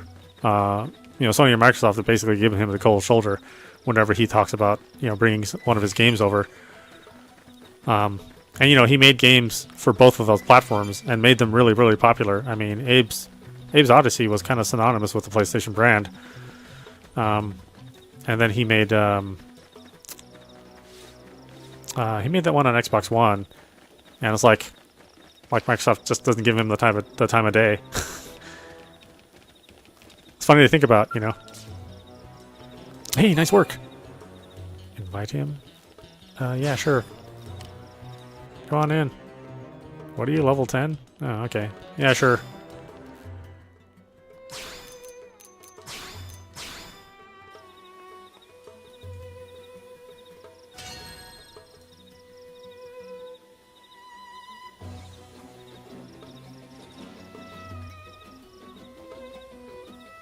Yeah, Mario Odyssey. I mean, I love the way that game looks. I mean, I think it oozes all that style. But yeah, I mean, I mean, look at it compared to, God, what was it? Well, like Ori, right? I mean, Ori is like a fantastic looking game. You know, 120 hertz, looks amazing. You know, great 2D graphics, great soundtrack. The first one, you know, great story. Maybe not the second one so much, but you know, like everything about it is like so highly polished and so well done. But you know, I'll be damned if it's not as fun as Mario Odyssey. I mean, it's nowhere near as fun. For all of its great looks, it's just kind of like a very simple platforming game with a good amount of challenge. Whereas Mario Odyssey is an okay looking game, you know, kind of a scrubby looking game, but tons of variety, really good gameplay. It's always surprising you. It's always making you do creative things. I mean, in a way, I think like Astro kind of followed that, like on the PlayStation 5. Like Astro is really good. It's about as close as I can see as being, you know, what might be a competitor to Mario Odyssey, but it was really a tech demo, and they were more concerned about showing you the functions of the PlayStation 5 controller rather than making like a big game world. But for any of you that did play that, I mean, that was a lot of fun, and that was like, oh man, this would be an answer to Mario if Sony cared about that sort of thing. But no, you know, they don't care at all. As something, you know, something you give away for the PlayStation as a tech demo, great. Something you want to invest money into to make like a series of games. No, they don't want to do that. You know, things have to make like $6 million in profit for Sony to consider it. Outside of that, then if it makes only $1 million in profit or $2 million in profit, I just don't feel like it's worth it. I mean, yes, that's kind of happens when you're such a big studio and you have so many expenses and so many expectations. But it kind of sucked because sometimes, you know, I mean, sometimes I like very simple games. I mean, just this morning we played, you know, Evan's Remains, and that was a ton of fun. But you imagine Sony, like, or Microsoft, like, funding Evan's Remains. They just never even consider it.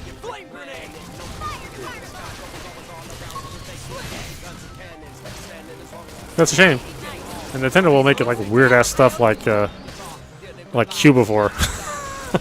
I mean, Cubivore. That was like the weirdest game of all time.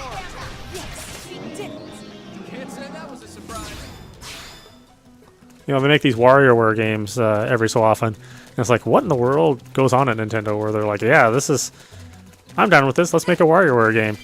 I mean, they're a ton of fun, but like, I don't know. Like, how does that game get approved? I don't even know. I'm glad it does, but yeah, there's no other company that will ever do that. Again, it's why we end up playing Nintendo platforms. It's not because they have like the best platform. I mean, their game systems suck. They're always a generation behind. They always look worse than the competition. But man, they make these great games. Everything from gigantic, you know, games.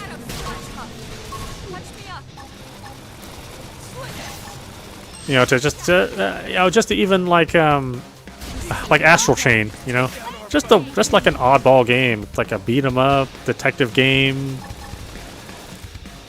You know, sort of semi murder mystery, and then it's somehow gets okayed, and it ends up being a ton of fun.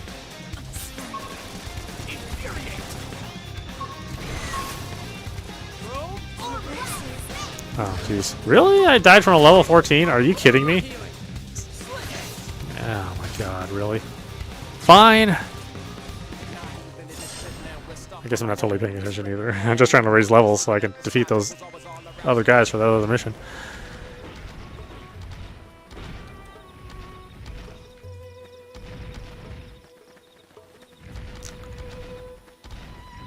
I feel like I've been bashing on Microsoft and Sony, and I really don't mean to, because obviously I like their systems. Maybe I don't like the Xbox Series X that much. I mean, it is my least favorite system, but I do like it more than the Xbox One. Although, again, kind of low bar there. That Xbox One was just like the worst idea. Again, I wonder how that managed to get okayed. It's like, you know what kids want? They want a DVR. I'm like, no, nobody wants that. The hell are you talking about? We should weaken them just to be safe. Shadow strike. Flame grenade. Infuriating. Fire. Well down. Yes. They're getting close. I staggered you. Salt hammer. Blast. Side slash. Boom. Vortex. Sliding. Bring it down. Weaken them away. Shadow strike. Assault before they get up. Yes, we did it. We got him. Let's move. Do we get our levels up? Yes? No? We're at level 12. Okay, we're doing okay.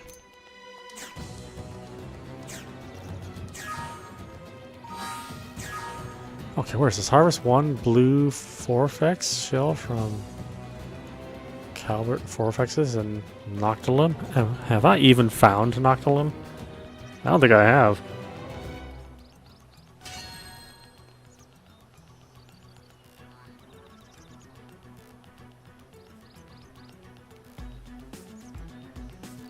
Oh yeah, Noctilum's to the north. I haven't even gone there. I should probably put more probes over here. Here, let's warp over here. And then, I wish I could show you what I'm looking at. The Wii U, you know.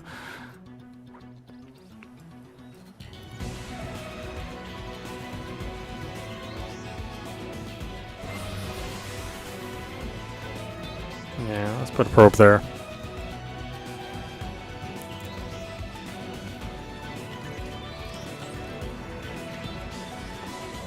I swear I got this bigger... I got this giant-ass water container because I wasn't drinking enough water, but every time I drink from it, it seems like I'm out of water. So give me a second.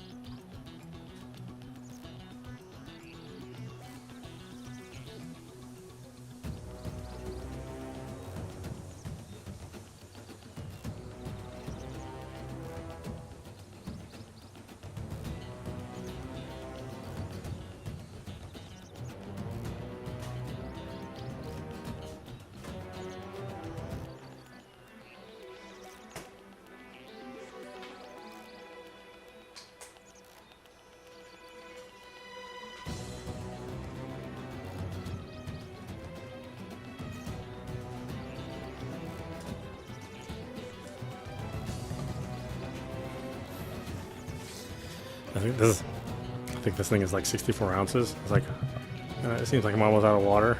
I mean, maybe I should get like 128 ounces or something. We'll see if I can run out of water then.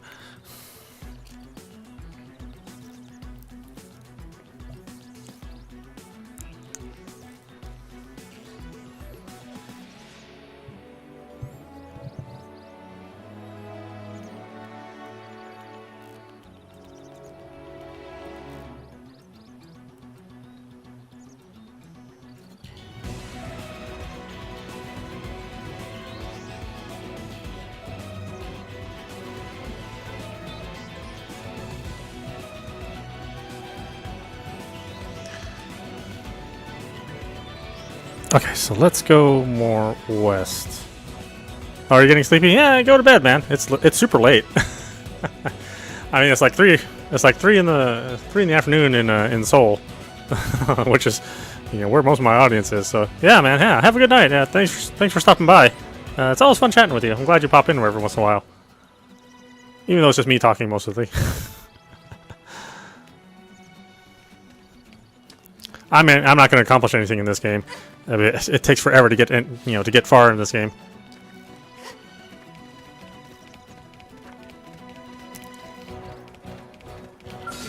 Ah, especially if I keep getting you. Why do you attack me? You're way lower level than me.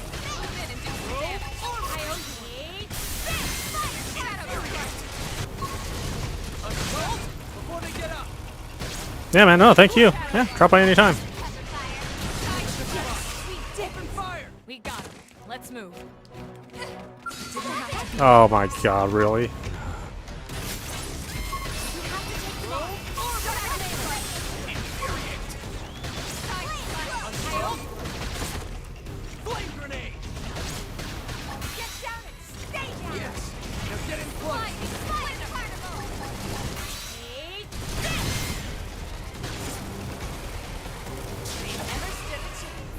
Let's keep it up. It's amazing me that plant manages to be such a pain in my ass.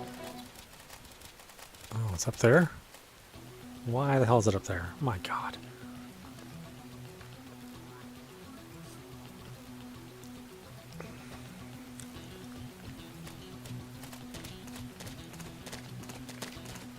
Why?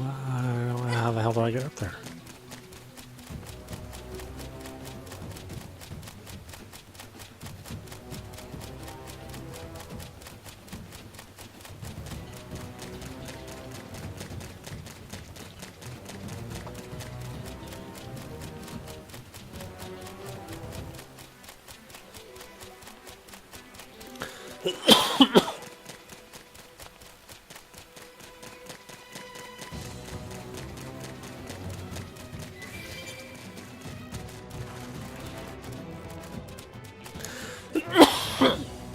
Ugh.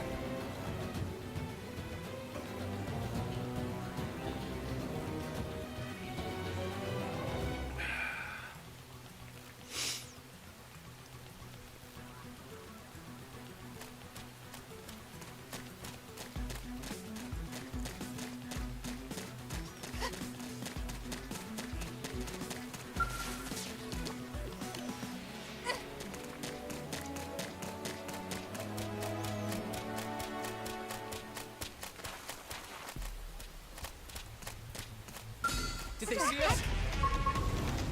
We should weaken them just to be safe. Shadow Sword. Wait a minute. Sliding Slinger. Assault hammer! Flame grenade! Frozen and clean up! Take this.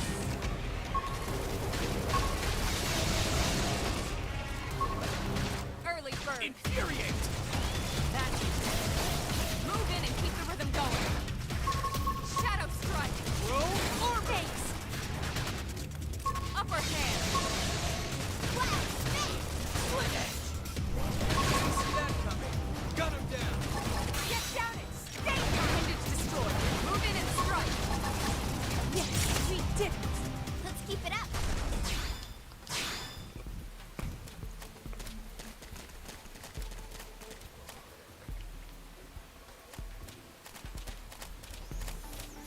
Oh, did I never put the probe here? Oh my god, I'm such a moron.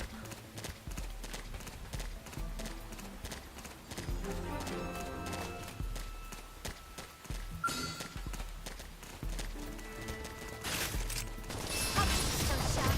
Make them count. Let's see him chew on this! Shadow strike. Roll or I owe you. Side slash.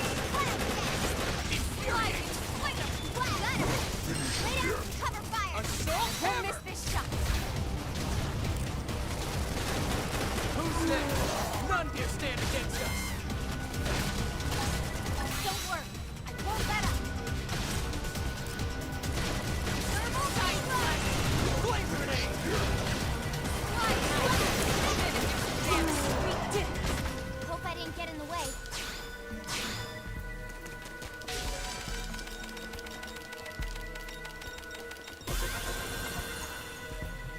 Okay, hold on a minute.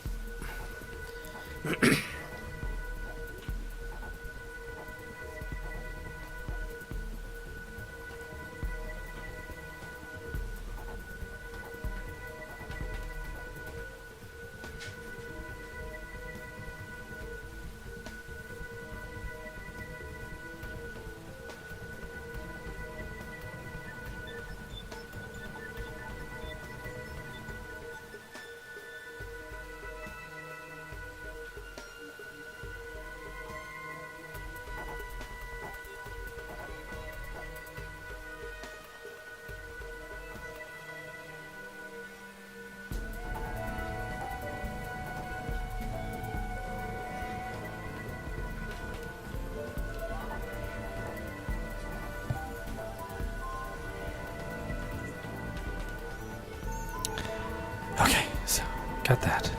Guess we need to go north now.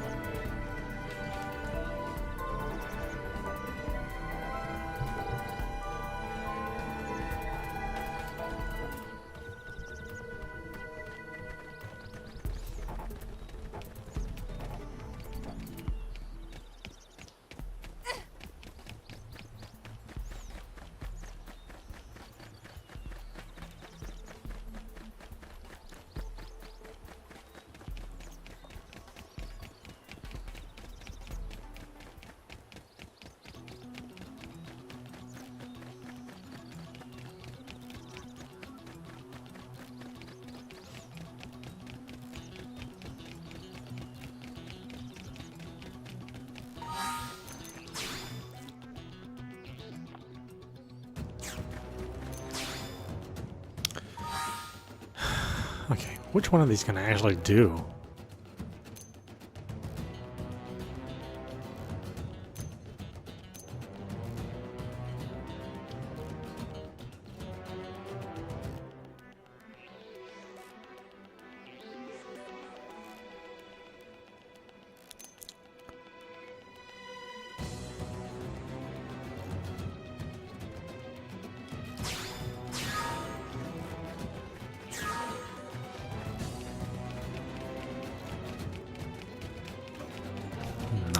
Noctilum, so far away. Be like this.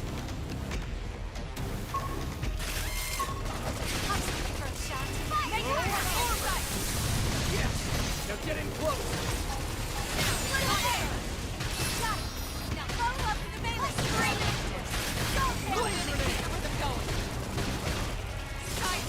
We did it. Let's keep it up. They see us?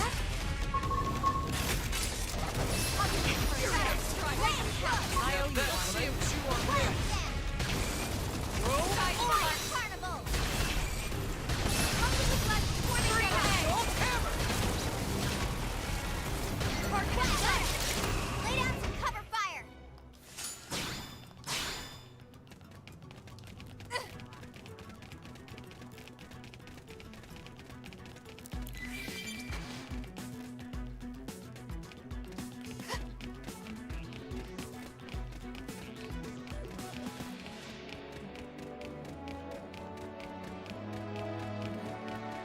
Unbelievable.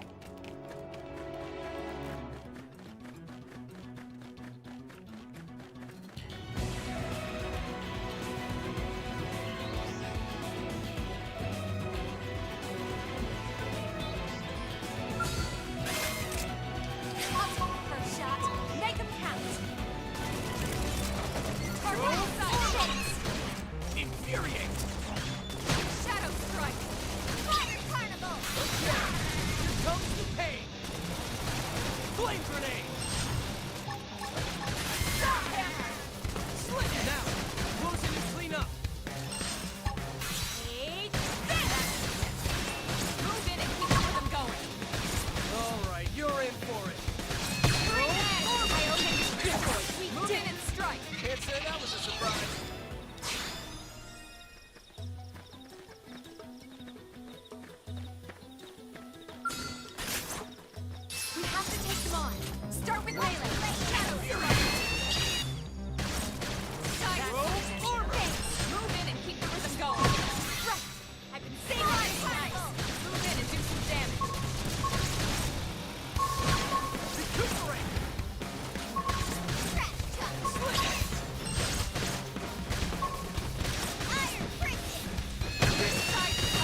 Assault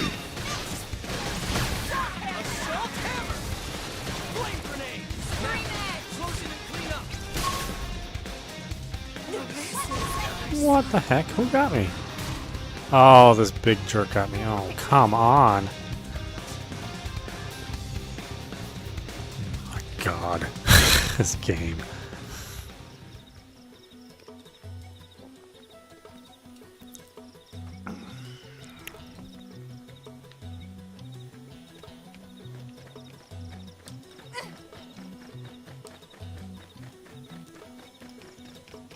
Ah, oh, it's so nice looking. I mean, even though the resolution's low, I mean, man, they really did what a lot with the little processing power the Wii U had.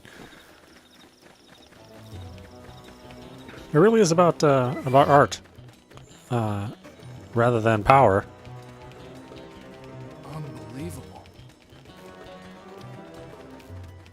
You know, games with solid art, you know, they'll look good forever.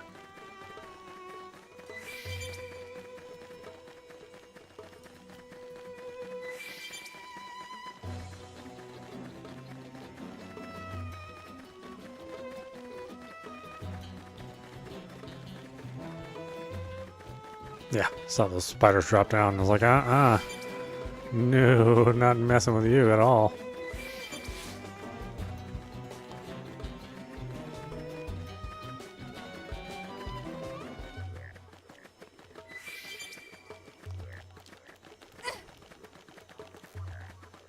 Okay, where are we gonna put this probe? Where does it need to go? That is the question.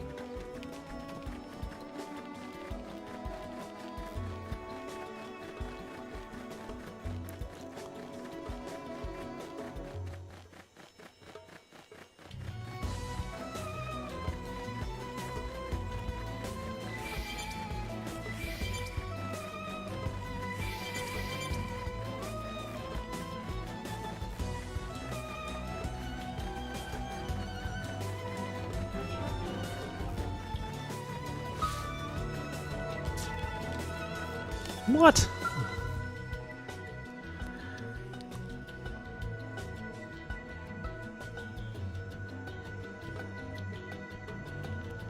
Okay, where can I put probes? Here?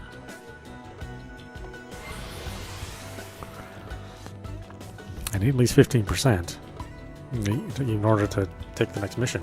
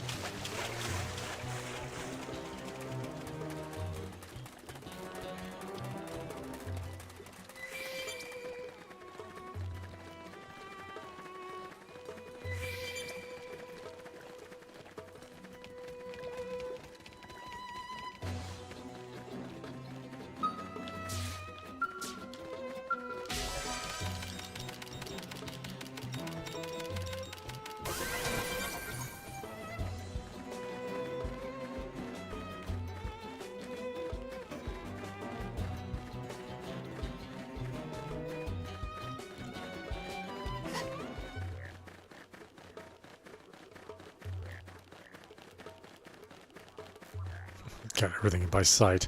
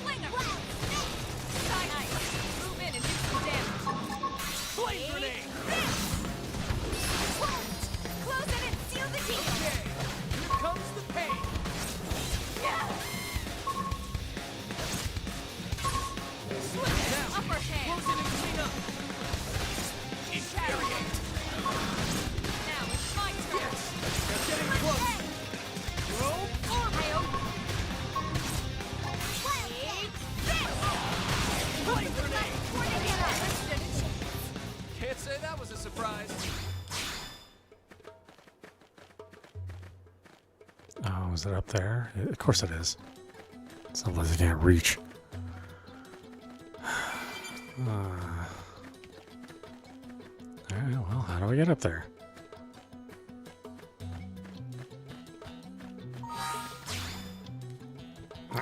Hold on a minute.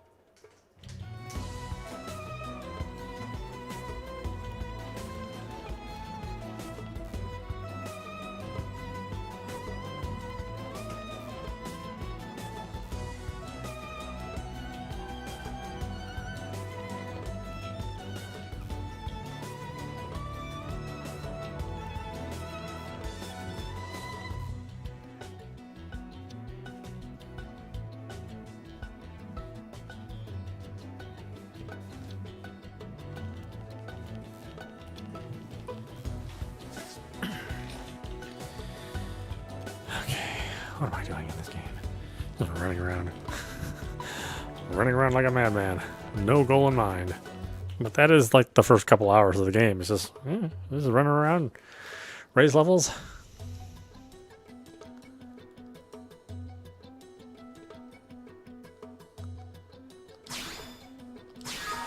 Farewell for now.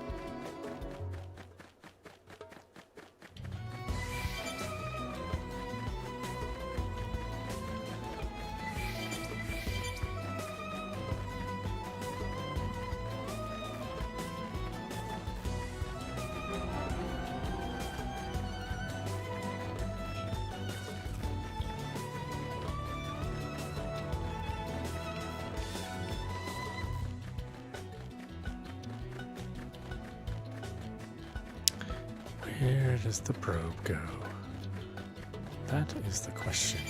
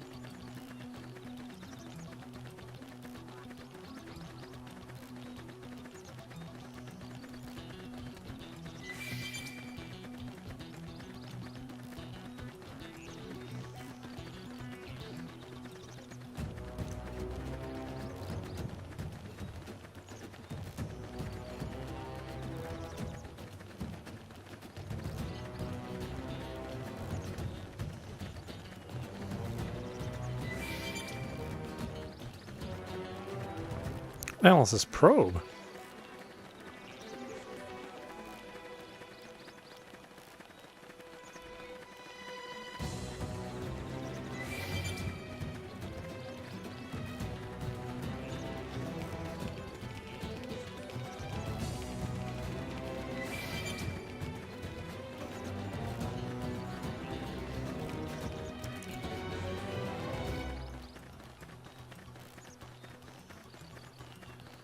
Looks like we've got no choice. Just one more hit.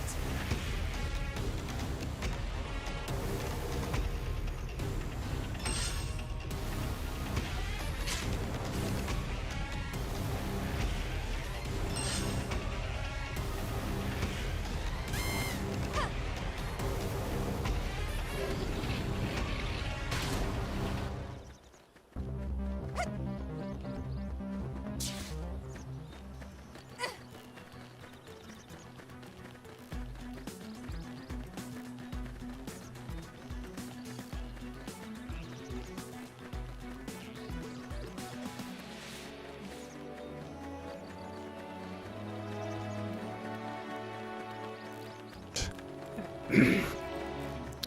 I have no idea where I'm supposed to put that probe.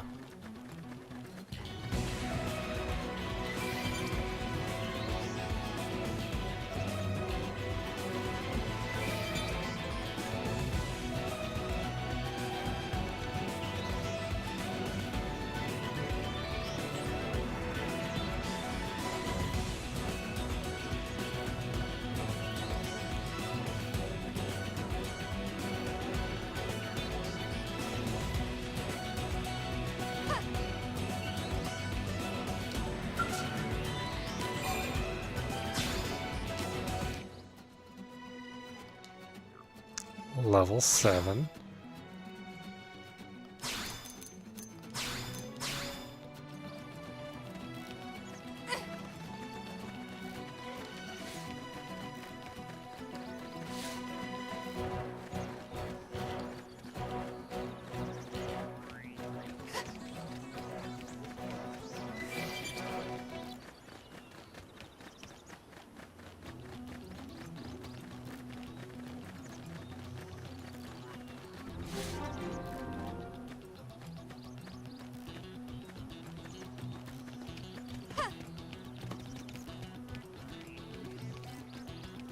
Jeez, everything's so high level.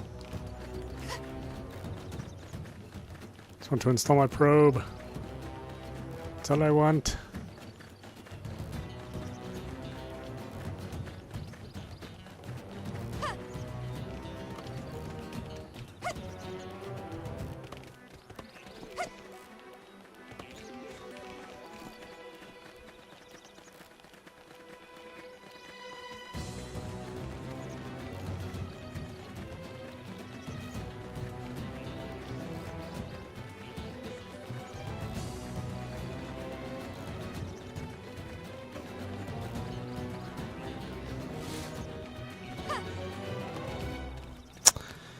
Crap, I'm not getting anywhere. Can I put a probe here?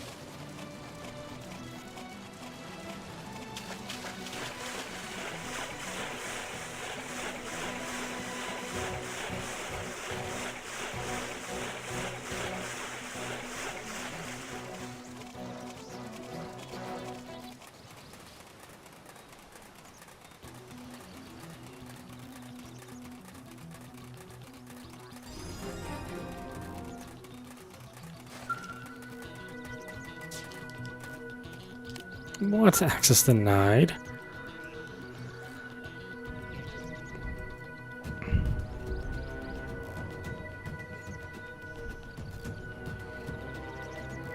Crap, it's so annoying.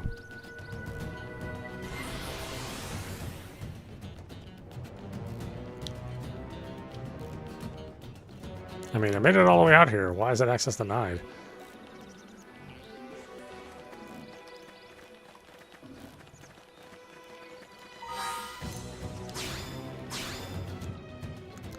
Oh yeah, level 12.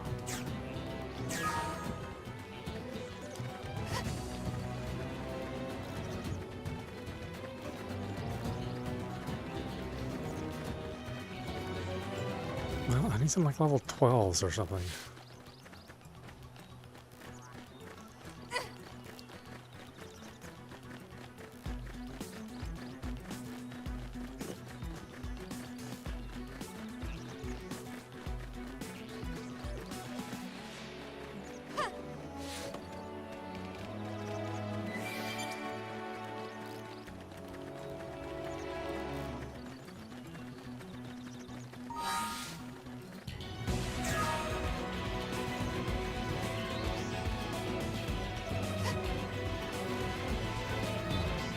Should I take on that tyrant?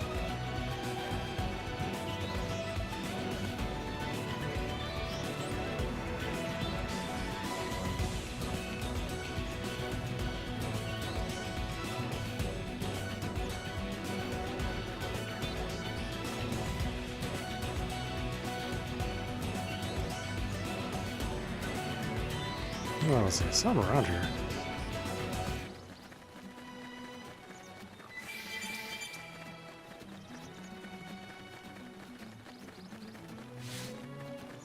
I mean, you are a big boy.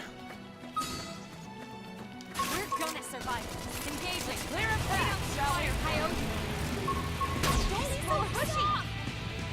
Sliding. Fling. Move them now.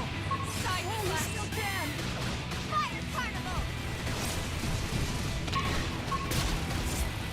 Oh, these other things are attacking us. Oh, that's great. I should be the first.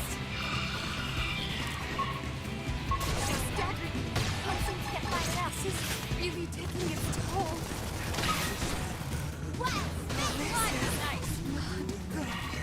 Damn it. Why is this other stuff gotta be here? Mount Phallus.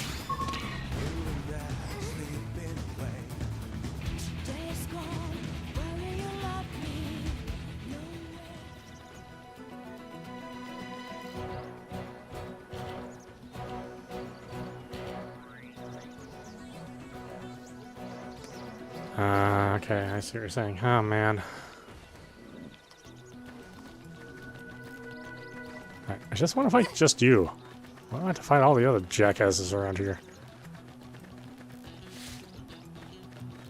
You know, I'll just barely make it if I even get to you.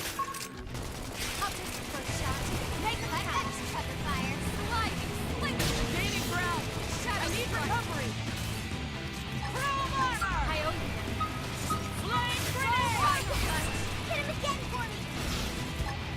Right! I've been saving this one!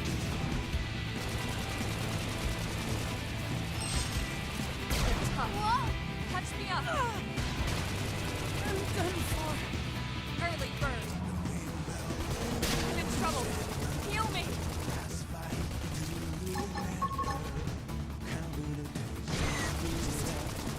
One more hit. God, it's only like one level higher than me, but it is a tyrant, so.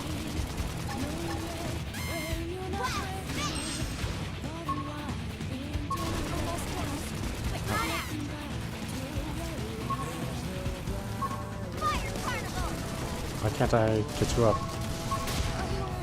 This is really taking its toll. It's up to you now. Hit him hard.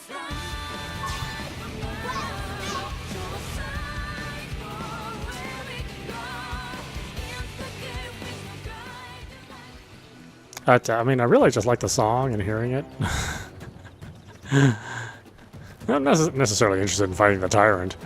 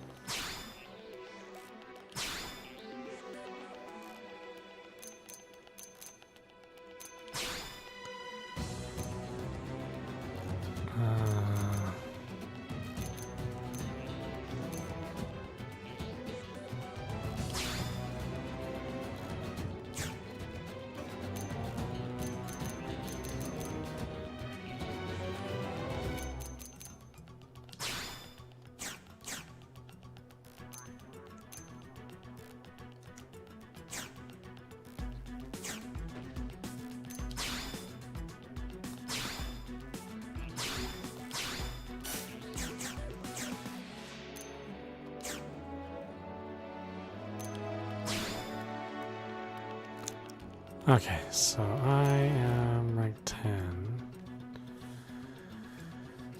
Choose this route if you want to go with guns blazing. Choose this route if you want to rack up damage. Focus on skillful application of damage buffs. Choose this route if you want to provide support.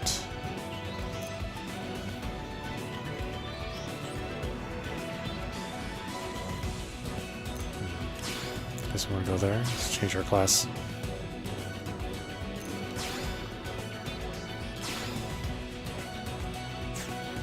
I don't think I want to change this old voice as well, boy.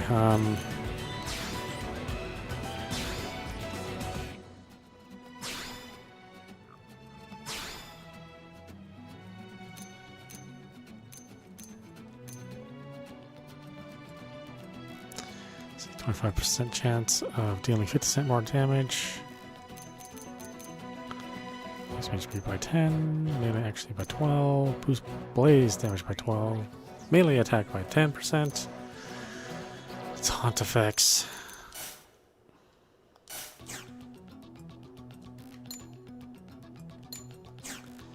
I gotta learn all that stuff.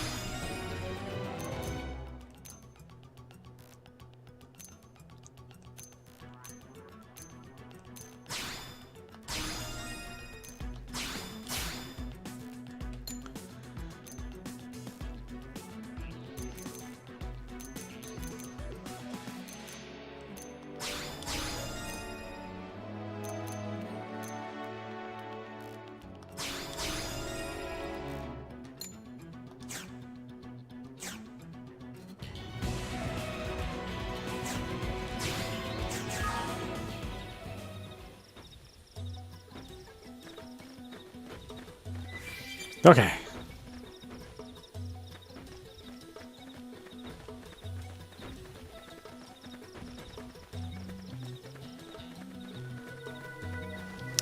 It's the probe. Fight some lower level monsters. That's what I need.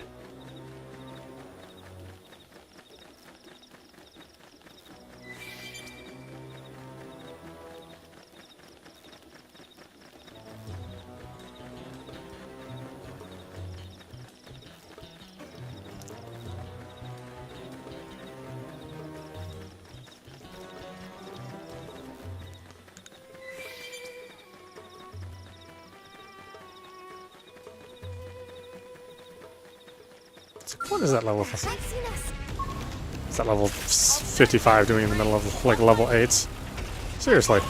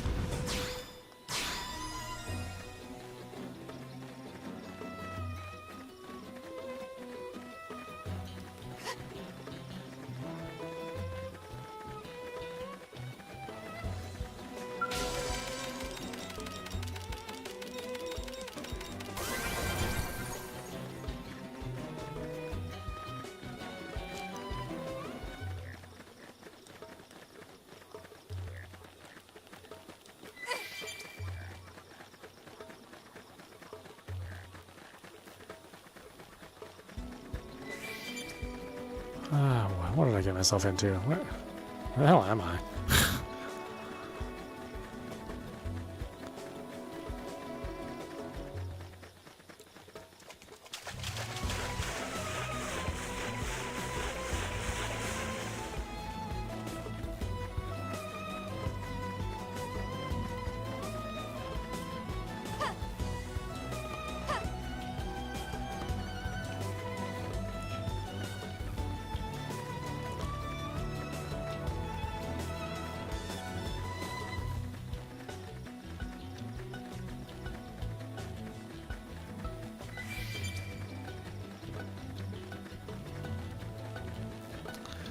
Do-do-do.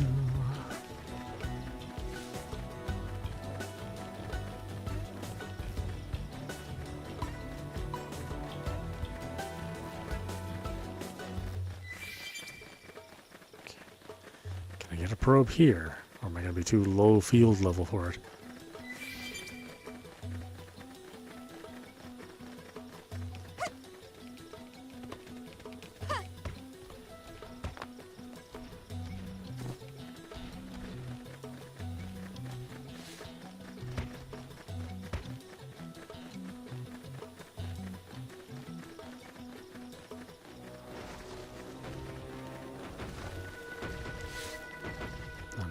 I already got it. Never mind. What the heck, really?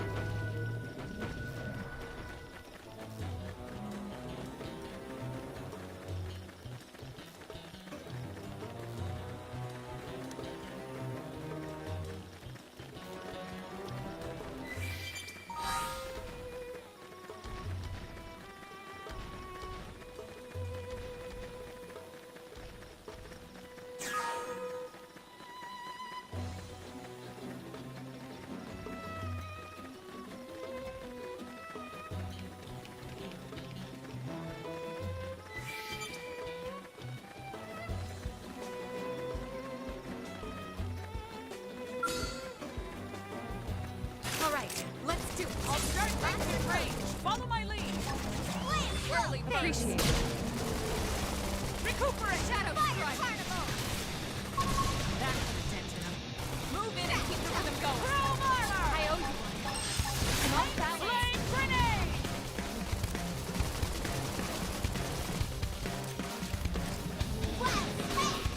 Don't be so pushy. Heal me. Wearing you down. I'm not gonna make it. That's it. Move in and keep the rhythm going. Right. I've been saving this. You have to stay in this. Help me. Side slash. Take this. Who cares how big they are? Primer. Concentrate your fire. I've been saving this one. Get harder. Heal me. Here he is. Slide. Flinger. I have to stay in this. Help me. Take this. Stop it. That's it. Move in and keep the rhythm going. Upper hand. I don't want it to end. I have to stay in this. Help me. I'll save you all as soon as I can.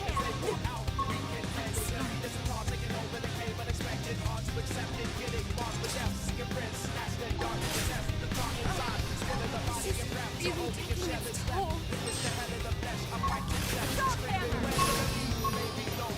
Oh. Really? I can't do level 13? Level 12?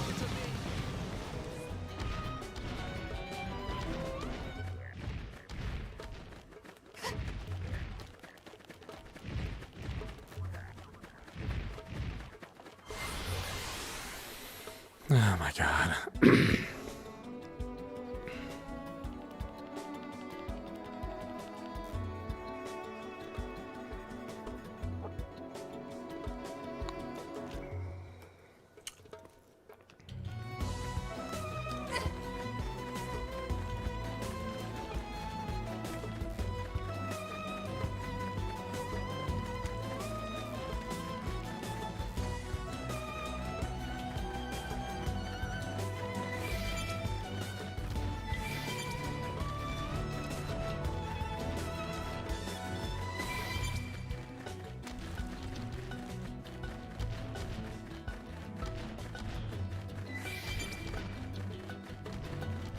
Doesn't have to be like this.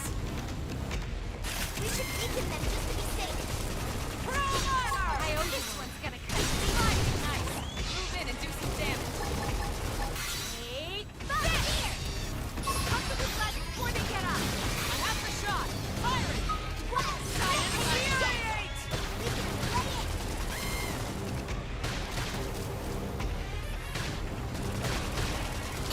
Got it. Now follow up with the main. Ready? Use an audap. Get control of the battle. Hope I didn't get in the way.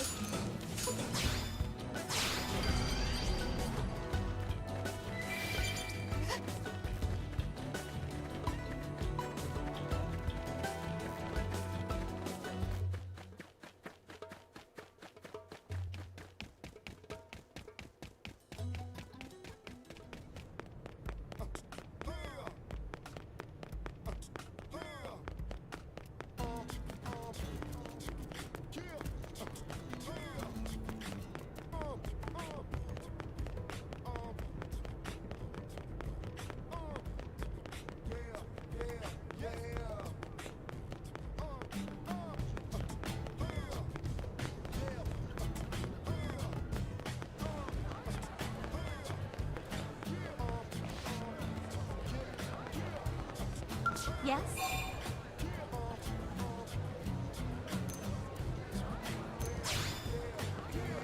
Hey!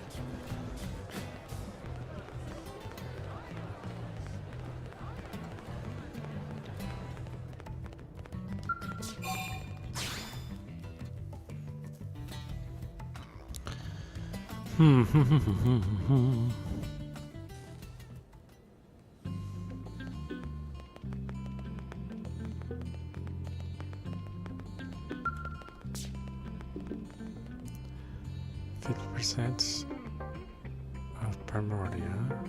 Complete blade level basics. Complete the professional.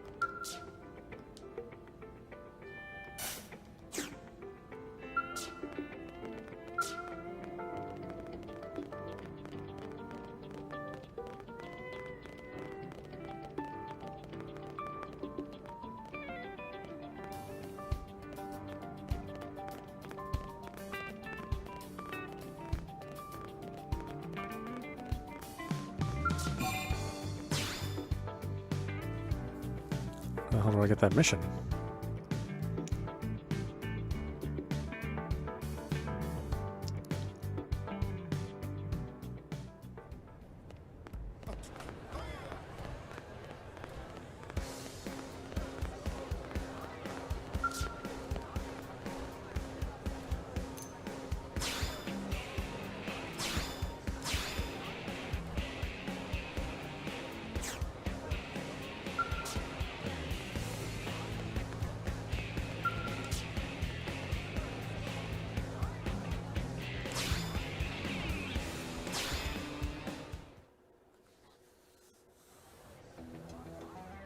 Hello?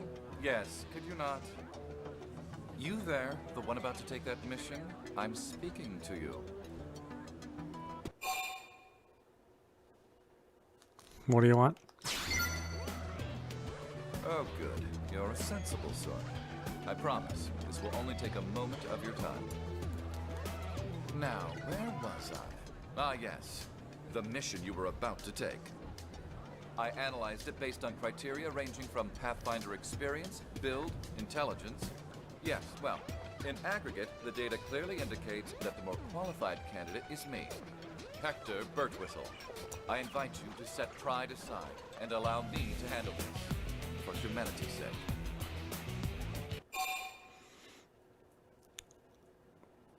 Inquire.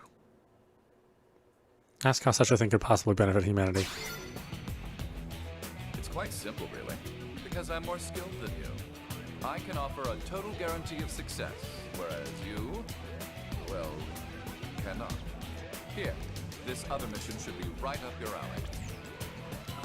I believe that picking 2 samples of Zezian flea ward should be well within your abilities. Is something amiss?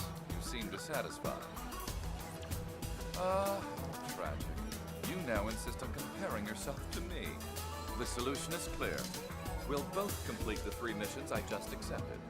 Only one of us can finish first. This will provide the loser, by which I mean you, ample chance to understand the gap separating us.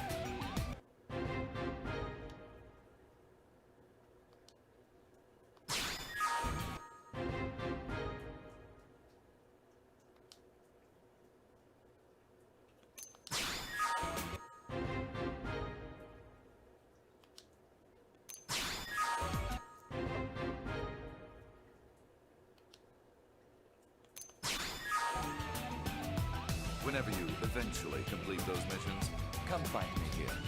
I'll be waiting.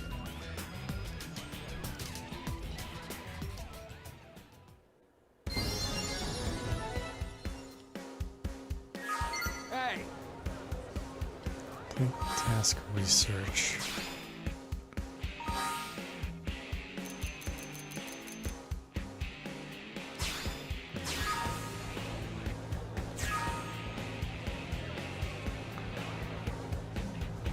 Earn 3,000 credits from Frontier Nav in a single return.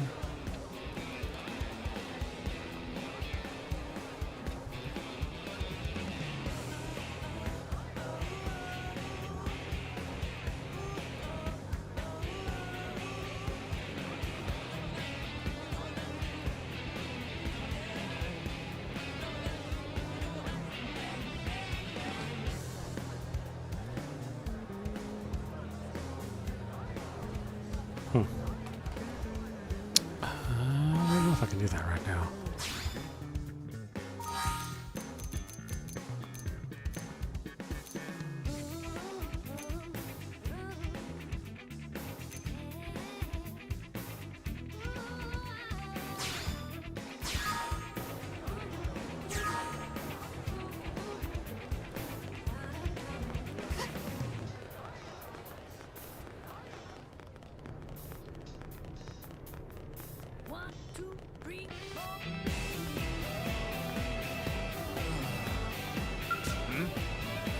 You, the players who agreed to accept my request, presently require 900 units of Miranium.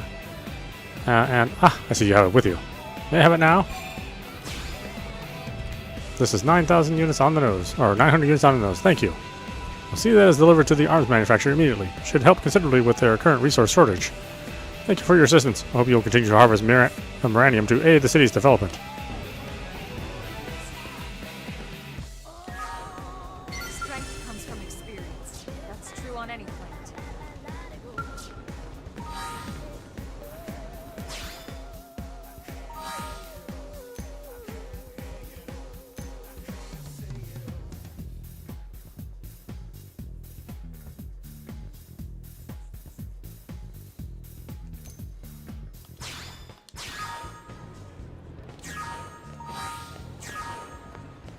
Hey!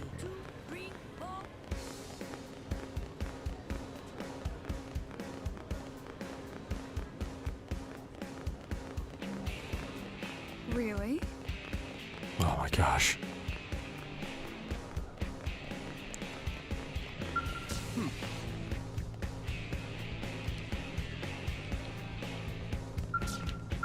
Working hard?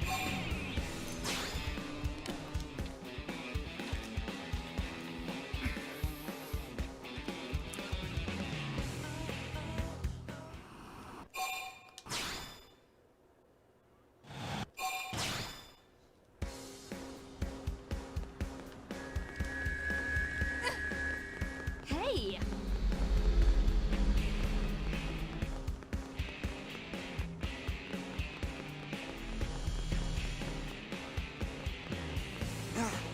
Guess what? There you are.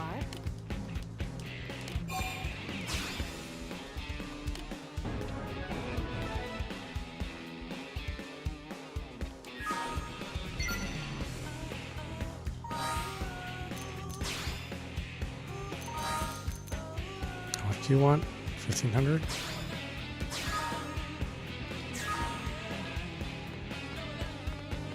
Great.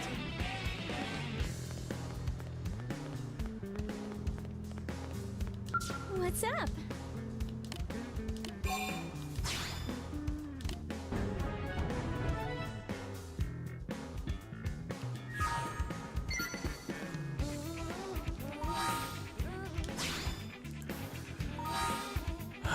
Okay.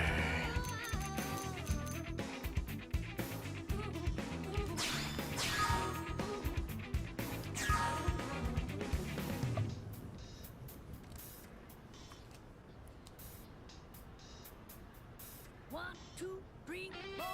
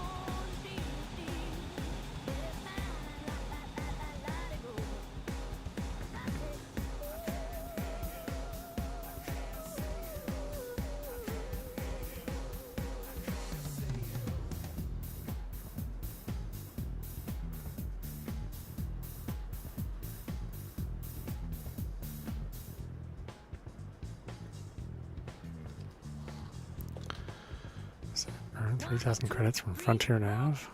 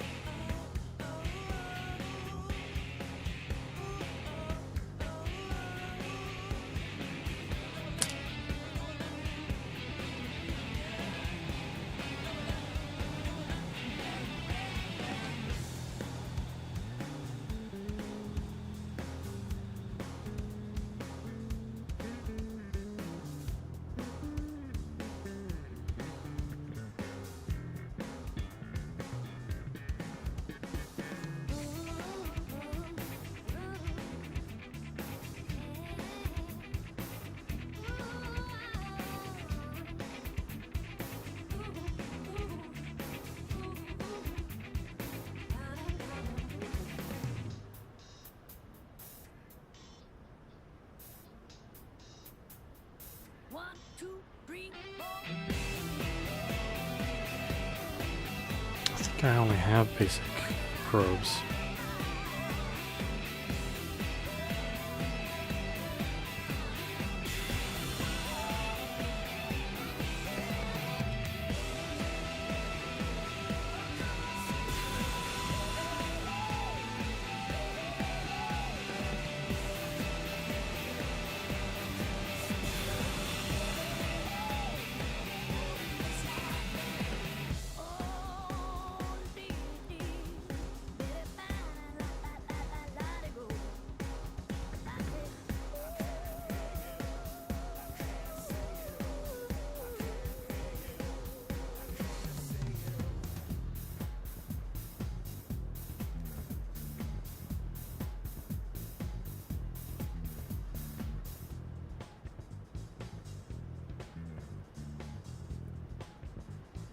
One, two, three, four.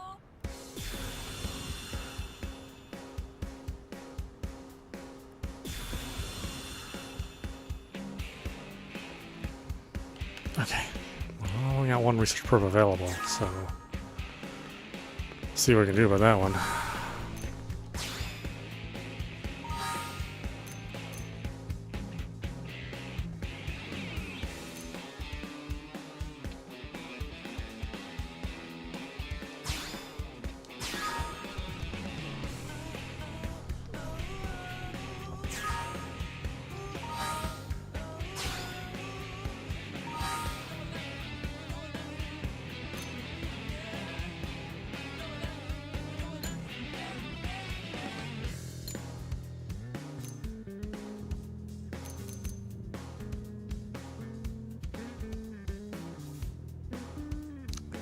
Fake mirrors?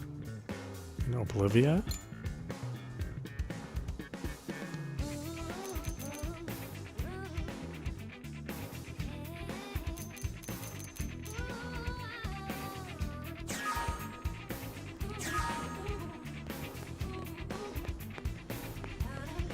Great. I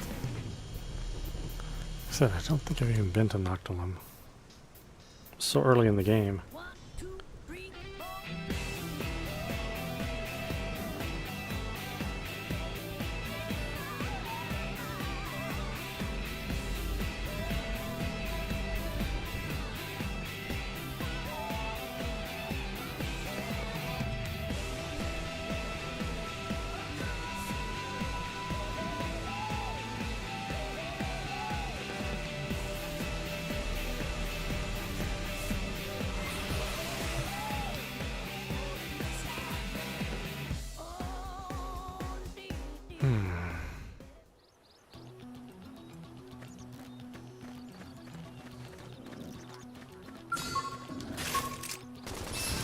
First shot.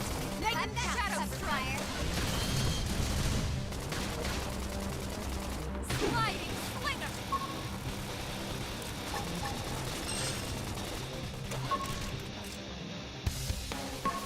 Side blast.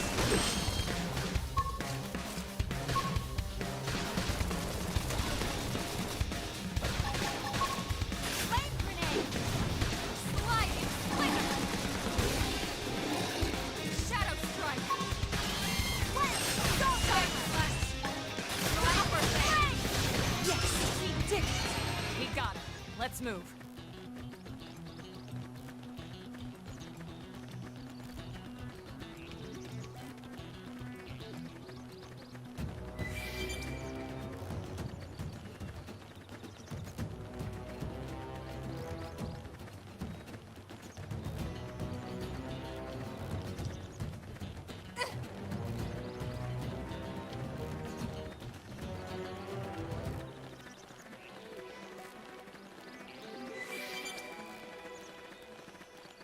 God, it goes from like level 10 to level 34. Like immediately.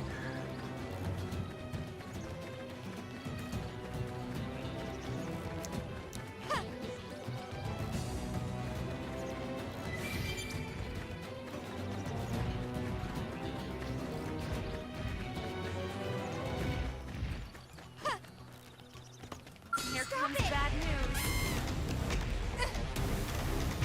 Sorry. You guys take it from me.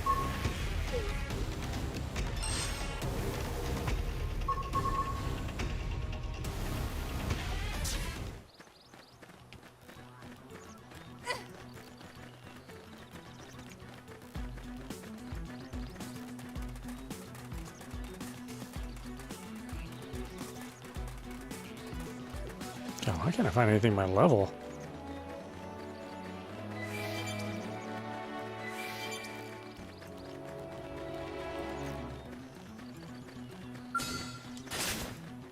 We have to take them on. Start with melee. Let's scream ahead and then destroy. Move in and strike. Shadow strike. Take this. Fire slinger. He's so pushy.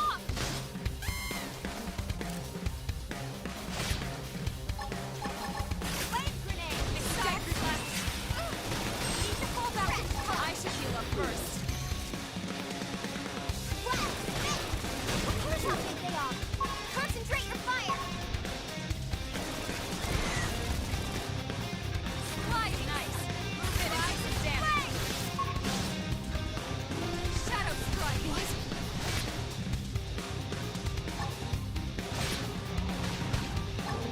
Fire carnival. Now we're stuck on our base.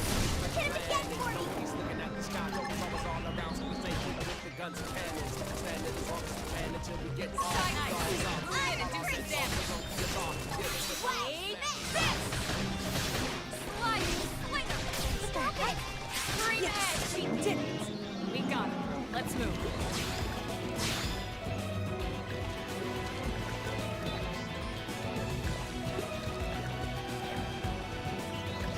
Didn't have to be like this.